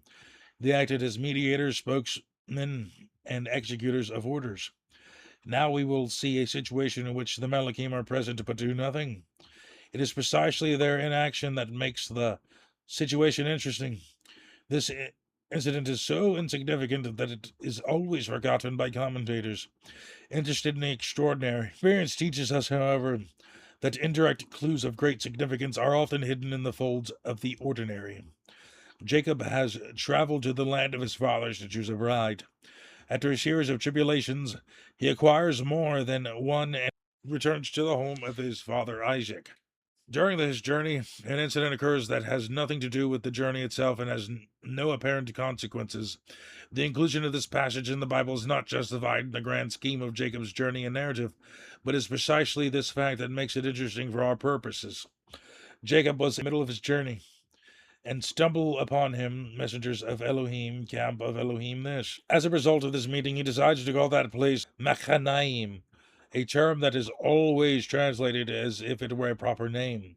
In reality, Machanaim is the dual form of Machane, which means camp. Therefore, Machanaim means two camps. This is particularly vivid in realistic scene. The angel do nothing. They mind their own business. Jacob arrives with his people and his cattle. The Malachim approach him without speaking. He recognizes them as messengers of the Elohim and realizes that he has come near two of their quarters and therefore decides to identify this place as a Machanaim. The root of the verb paka, to come across, contains within itself the concept of chance fate, and thus the narrative tells us with a clarity that requires no interpretation that the encounters happened by chance. None of the actors, neither Jacob nor the Malachim, expected it. The presence of the Malachim, Jacob's realization that he found by chance two camps of the Elohim, and the particular construction of the name that Jacob decided to give the place, Machanaim, two camps, confirms the reading of the Hebrew exegete Rashi Troyes, who openly speaks of two camps of armies defending the two sides of a territorial border. Perhaps it is not by chance that some members of the troop, the Malachim, moved to meet the stranger who was coming closer. Their mere presence induced Jacob and his people not to approach any further and resume their journey home in a different direction. Nothing else happens. The angels do not fly in. There are no messages and no actions are performed. No orders are given or executed, and there are no visions or dreams. The Bible simply reports a visual encounter. Some Malachim approach Jacob without direct contact. Immediately afterward, everyone continues with what he was doing before the encounter. Anyone who has seen civilians approaching a military camp out of sheer curiosity knows that the guards would immediately intervene to deny them entry. In many cases, the mere sight of the guards is enough to make it clear that no one is allowed to come close. The same happens with Jacob. If we find the story in the Bible, it is because Jacob was impressed by it. The sight of an Elohim camp must not have been an ordinary event, and so the patriarch fondly recalled the experience. The Malachim did nothing and said nothing to him, but the double camp remained firmly in his memory and in the biblical text. Exodus 23. Of particular importance is the context of Exodus 23:20-30, which sets forth a strategy that Yahweh intends to employ in conquering the promised land for Moses and his people. An essential component of this strategy entails the presence of a messenger, whom Yahweh will send before Moses and the people to supervise them and give them the necessary instructions. The Malak will always go before them, and they are to provide him with absolute obedience. Exodus 23:21. Not challenge will he your transgressions for. God explains that this messenger will help them in the conquest, which is to be gradual. The people to be encouraged must not be driven out too quickly, for the abandoned land would become a desert and be occupied by wild animals. The conquest of the land will therefore be gradual, done at a time that will allow for gradual settlement and the necessary cultivation of the land for food production. We are therefore dealing with a God who must necessarily adjust to the times of nature and for the unforeseen needs of a mass of people crossing new lands. He does not perform those extraordinary deeds that would be expected of him to solve, with the help of his divine power, the problems that arise in such a situation. In verse 27, Yahweh specifies that he will send before the people his terror, but it is not known whether this term is to be attributed to the messenger or represents an additional instrument or tool. What is certain is that this terror will produce havoc on his adversaries, who will end up being captured. In any case, Yahweh acts like an ordinary human strategist who sends a deputy to command the troops based on specific and intelligent tactics that include logical aspects that cannot be neglected. The entire narrative is thus characterized by a healthy realism in which the alleged divine omnipotence and angelic spirituality seems to have no place. The Malak messenger and the Emma terror will be operational tools in the coming war. 1 Chronicles 21. In this book, we learn that King David orders a census and does so against Yahweh's will. 1 Chronicles 21:1. We will analyze that part of the story in which a messenger is sent to destroy the inhabitants of Jerusalem because of the ruler's decision. David turns to Yahweh and reminds him that he alone is responsible for the decision, and asks him not to kill people who are not to blame. This strange fact, God did not immediately realize that David alone was responsible for the census. Fortunately for the city, Yahweh changes his mind and orders his envoys not to carry on with the planned destruction. David then lifts his eyes and sees the Malak and the messengers, 1 Chronicles 21:16, standing between the earth and between the skies. David sees the Malak holding in his hand an object called a kerev, which is usually translated as sword, but whose root carries the meaning of to burn, to ruin, to bring to ruin. Clark. We do not know what it is, but the Bible tells us that this weapon is Nituya, pointed towards the city of Jerusalem, thus ready to strike and destroy. The biblical passage indicates that the messenger was near the threshing floor of Araunah, the Jezebite. We are presented here with a picture of everyday life that has nothing to do with visions or dream experiences. Araunah is threshing wheat with his sons, turns around and sees the Malak. His son sees him too. They are horrified by what they see and immediately hide. 1 Corinthians 21:15-20. There is nothing like this in dynamic description, which testifies that the appearance and posture of this figure must have been decidedly threatening. The burning and destructive weapon pointed at Jerusalem causes horror. Yahweh's messenger abandons his plan and orders a certain Gad to tell David to go up and build an altar on the threshing floor of Araunah. David obeys, preparing everything, and then calls upon Yahweh, who appears immediately. 1 Chronicles 21:26. And he responded in the fire from the skies on altar of the Holocaust. Those present see the messenger places his weapon in its sheath. The episode then ends with a further thought-provoking note. The danger is over, but in the days that follow, David does not dare to seek out Yahweh in his dwelling place, which was then on the heights of Gibeon. We have discussed Yahweh's connections with the mountains in chapter 8. Since he was terrified in face of sword or weapon of messenger of Yahweh. To see the weapon of the Malak must have been a fearsome and terrifying sight, unheard of, never seen before. Judges 6. In the period between the death of Joshua and the establishment of the monarchy, the nation of Israel was ruled from time to time by military and civil leaders, commonly called judges. They intervene in certain circumstances to deliver this or that tribe from certain enemies or oppression by neighboring peoples. One of these judges was called Gideon. The responsibility for his appointment is entrusted to a Malak who acted in a very special way. Gideon is threshing wheat when the Malak of Yahweh comes, stops under the oak tree of Ophrah, greets him, and announces that it has been decided to entrust him with the task of delivering Israel from the hands of the Midianites. Gideon declares he is unprepared and unworthy, but is reassured by the promises that Yahweh will support him directly. Still dazed, Gideon asks the Malak not to leave because he wants to return home to get food for him. The Malak promises to wait. Let us stop here for a moment and ask two simple questions. Who would think of offering food to a spiritual vision angel? Who would think of asking a spiritual vision, an angel, to have a little patience while one is busy with finding food, preparing it, and turning to the meeting places? Gideon thus returns home, prepares kid skin, meat, and bread, reaches the Malak who has been waiting for him all this time and offers him food. Then something decidedly out of the ordinary occurs. The Malak tells Gideon to put the meat and bread on a stone and asks him to pour the broth on it, and then Judges 6:21.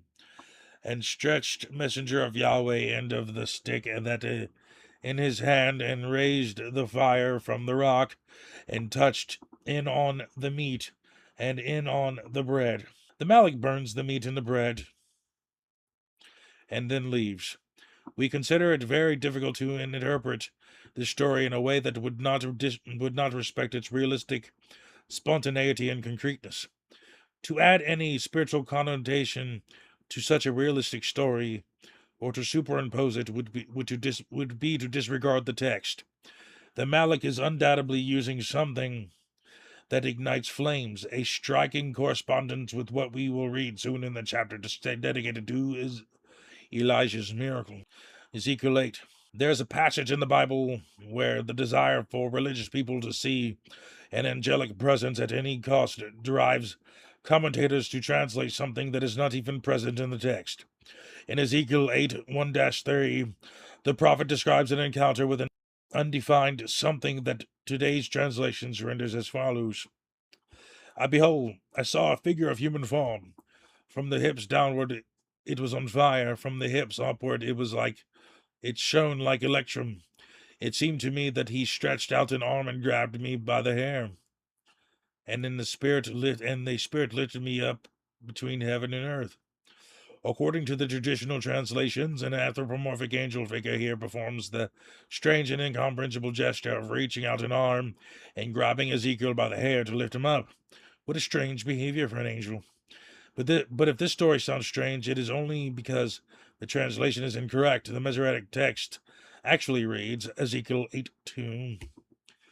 And their resemblance like appearance of man, who hips its, and from its two hips, and towards high, like appearance of shine, like eye of amber electrum. First, it should be noted that no human figure is mentioned. Something like the appearance of man comes along and radiates a kind of energy like fire from the lower part while it glows metallically in the higher part. Now let us continue with the alleged gesture of grabbing the hair. And he reached model of hand and took me by with gusset of head and raised me ruach. The term zit, which is usually translated as hair, denotes in fact a gusset, a fastener of a garment, or even a clasp. As for the term ruach, we refer to what we said in the chapter dedicated to it. We recall here that this term probably identified something that flew swiftly through the air and strikes without obvious being a regular bird. The biblical text, therefore, literally tells us that Ezekiel sees a flaming, shining something. This intermediate something, in turn, generates or extends a something that could be described as an object or system of capable or a system capable of lifting a human being. It is evident that the most immediate way to refer to a grasping tool that is otherwise not easy to describe is to compare it to the human hand. Hand model, says the prophet. The whole Ruach raises the prophet and takes him away. We would have to use our imagination to find an image that corresponds to the description. But this image is currently not of the anthropomorphic angel. In the series of events that ensue, Ezekiel is led to Jerusalem, where he sees and exclaims, "There is Kavod of Yahweh." Book of Daniel. The Book of Daniel belongs to the so-called apocalyptic literature and was probably written around the 2nd century before Common Era. It is written in Hebrew, Aramaic, and Greek and describes events from the Babylonian exile of 590 before Common Era. The general historical context in which the events are set is broad, very broad, from about 600 to 160 before Common Era. The text contains several anomalies in location, content, and language, so that it is not counted among the prophet's books of the prophetic books in the Hebrew biblical canon, but only among the writings. The considerable differences in structure and form, as well as in literary composition, shows that the book is a result of compilation and revision of pre-existing parts. In the various editions, there are differences in content, which as chapters present in the Greek Bible but absent in Hebrew, and so on. We know that apocalyptic literature, unlike a historical literature, uses specific categories such as visions and symbolism, which are not suited for a realistic depiction of reality. None of this prevents this book from being considered revealed in the Catholic canon and from being used to define angelic figures such as truths of faith. Despite all its ambiguities, this book is serenely used as a source for defining absolute truths and widely utilized in various elaborations in traditional angelology. Therefore, it should not be surprising that we also use this book in context to formulate hypotheses inserted into our independent research path. All the more so since in a text of dreams and visions would increase the credibility of the fact we are investigating. We less expect to find them, so they stand out. The book's protagonist is Daniel, a Jew who, through so-called visions, conveys the hope of a future in which a Messiah will come to bring a final deliverance to the people. It's a kind of theological world history in which the certainty is conveyed that God will fulfill his plans. Daniel 4. Nebuchadnezzar presents Daniel with a vision for interpretation. Surprisingly, a term appears in it that recalls the presence of well-defined individuals in Sumerian narratives, the Watchers. The texts say that Watchers and holy from the skies descend. This being announces a series of provisions stating that Daniel 4:14, by decree of Watchers, the decision. So there are a number of individuals who belong to this category of Watchers who determine the division of the kingdoms on the earth. The decision is announced by the Watchers. The holy ones declare the verdict. So the living man knows the Most High is sovereign over all kingdoms on the earth and gives them to anyone he wishes. Daniel 4:14. There is no reason to call them angels, nor can they be considered as such, as far as the characteristics that tradition attributes to them are concerned. Let us remember that the Sumerians called their country Kangir, i.e. the land of the Watchers, and that the Egyptians knew the Nithru, aka the Watchers, from the ancient times. These are not mere coincidences and should not be underestimated. The narratives of various peoples tell of individuals who formed power groups and were entrusted with certain tasks, including the distribution of governments on earth to ensure the observance of laws, as is in the biblical text we are about to read. Greek philosopher Celsus, 2nd century before Common Era, recalls that the early Christians claimed that many of these guardians had already descended to earth by the dozens. We do not know for sure whether the vigilant watchers of whom we have spoken is the same individual who appears in Daniel 9:21, referred to as Gabriel.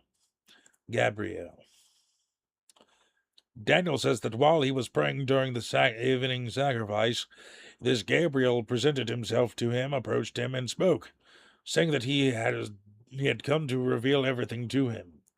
Daniel 9:20-22.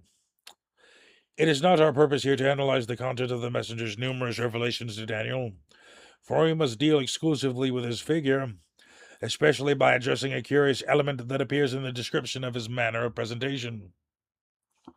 First, it should be noted that the term Gabriel is usually considered a proper noun, but it should not be overlooked that it primarily denotes a status, a position, and so far as it means strong man of El.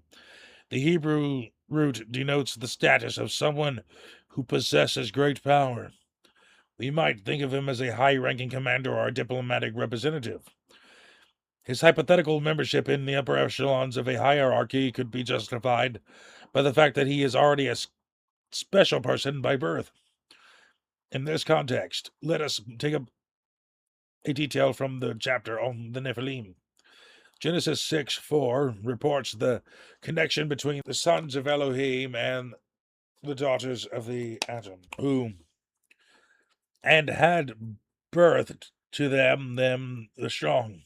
Here it is said that the children of these crossbreeds were the Gibrim, i.e. the strong.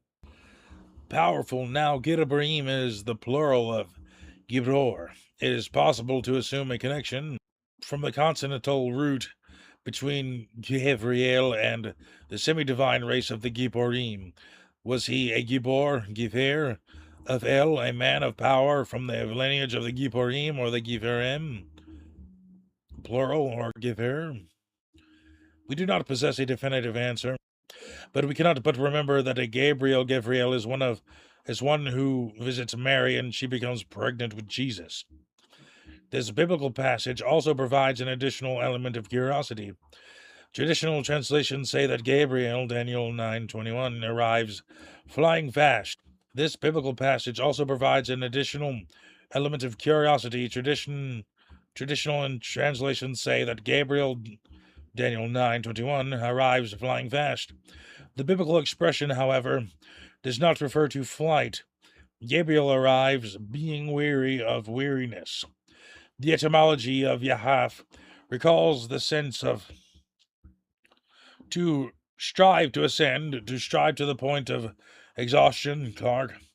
The comprehensive etymological dictionary also quotes the verse above as given the following meaning of the verb Yahaf: utterly weary of weariness, klein. So the primary meaning of this verb is to make an effort, to be weary, to become tired, the feeling extreme tiredness. Even it can be assumed that he was a Gehever.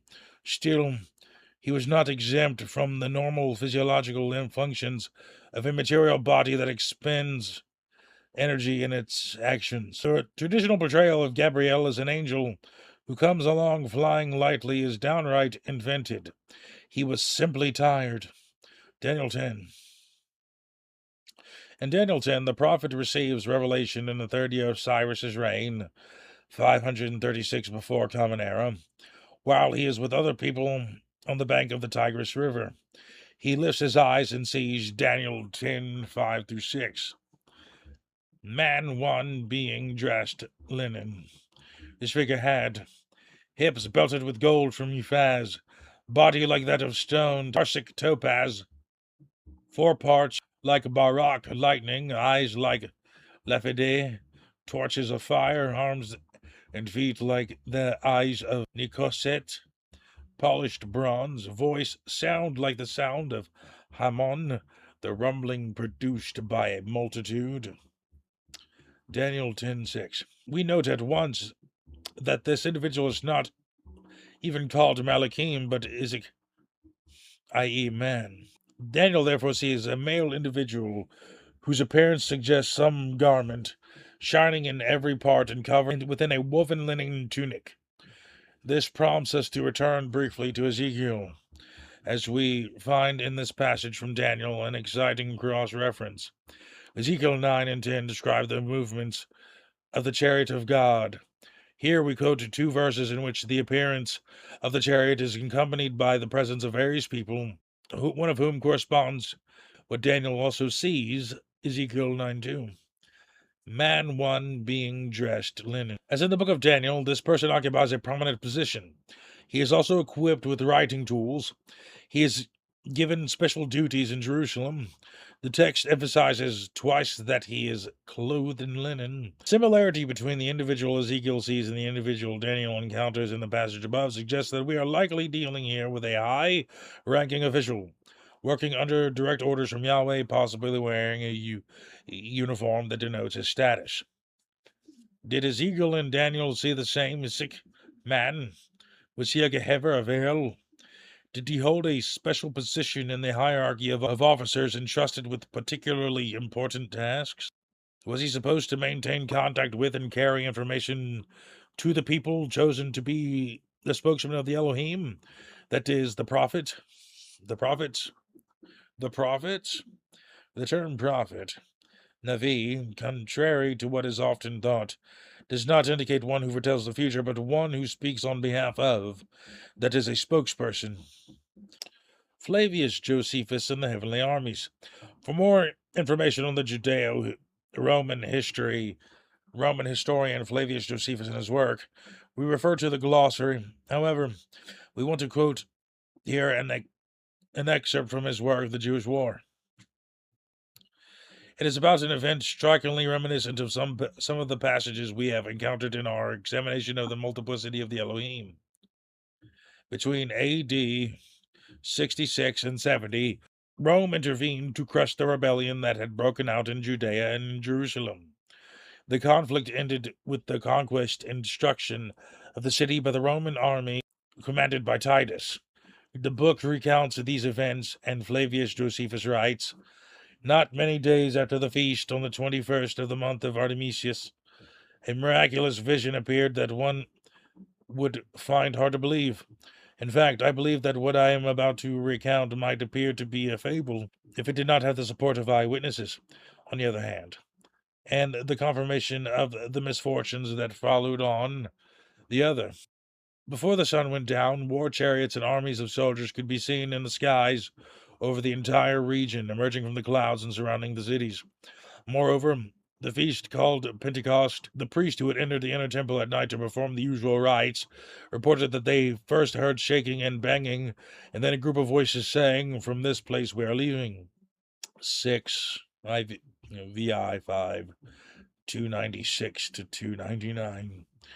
Who is Flavius Josephus speaking about? Why does he claim that what was seen was extraordinary to the point of being unbelievable? Luckily, there was eyewitnesses, he claims, smugly. The phenomenon is thus undeniable. Who made up that celestial army? Who are the individuals that they want to leave? Are they the armies of the Elohim leaving their dominion forever? Furthermore, Flavius Josephus recalls that at an earlier time there appeared in the sky a sword-shaped star and a comet that lasted for a year, or when the people gathered for the feast of unleavened bread. At the 9th hour of the night, the altar and the temple were surrounded by such splendor that it seemed as if it were broad daylight, and the apparition lasted for half an hour. VI 5 289 to 290. We note an almost chronometric temporal precision in describing phenomenon related to celestial armies and unidentified presences, accompanied by astounding phenomena. Perhaps in his time, the watchers mentioned by Daniel were still there. Conclusion. In mass culture, a vast imaginary and visual repertoire of biblically accurate angels has spread, which has nothing to do with the Malachim of the Bible, i.e., the messengers commonly translated by the word angels. This popularized imagery also used the descriptions of the biblical cherubim, to which we will devote 2 chapters in this book, 14 and 15. As we shall see, even the cherubim have nothing to do with angels, let alone biblically accurate angels. Therefore, neither the biblically accurate angels in contemporary visual culture, nor the more or less ancient theological reconstructions of angelic figures and hierarchies, nor the notions of angels widespread in popular piety have anything to do with these two biblical concepts, the Malachim and the Cherubim, to which they are traced back and around which unfounded theological, spiritual, and cultural information is derived, as shown in this chapter.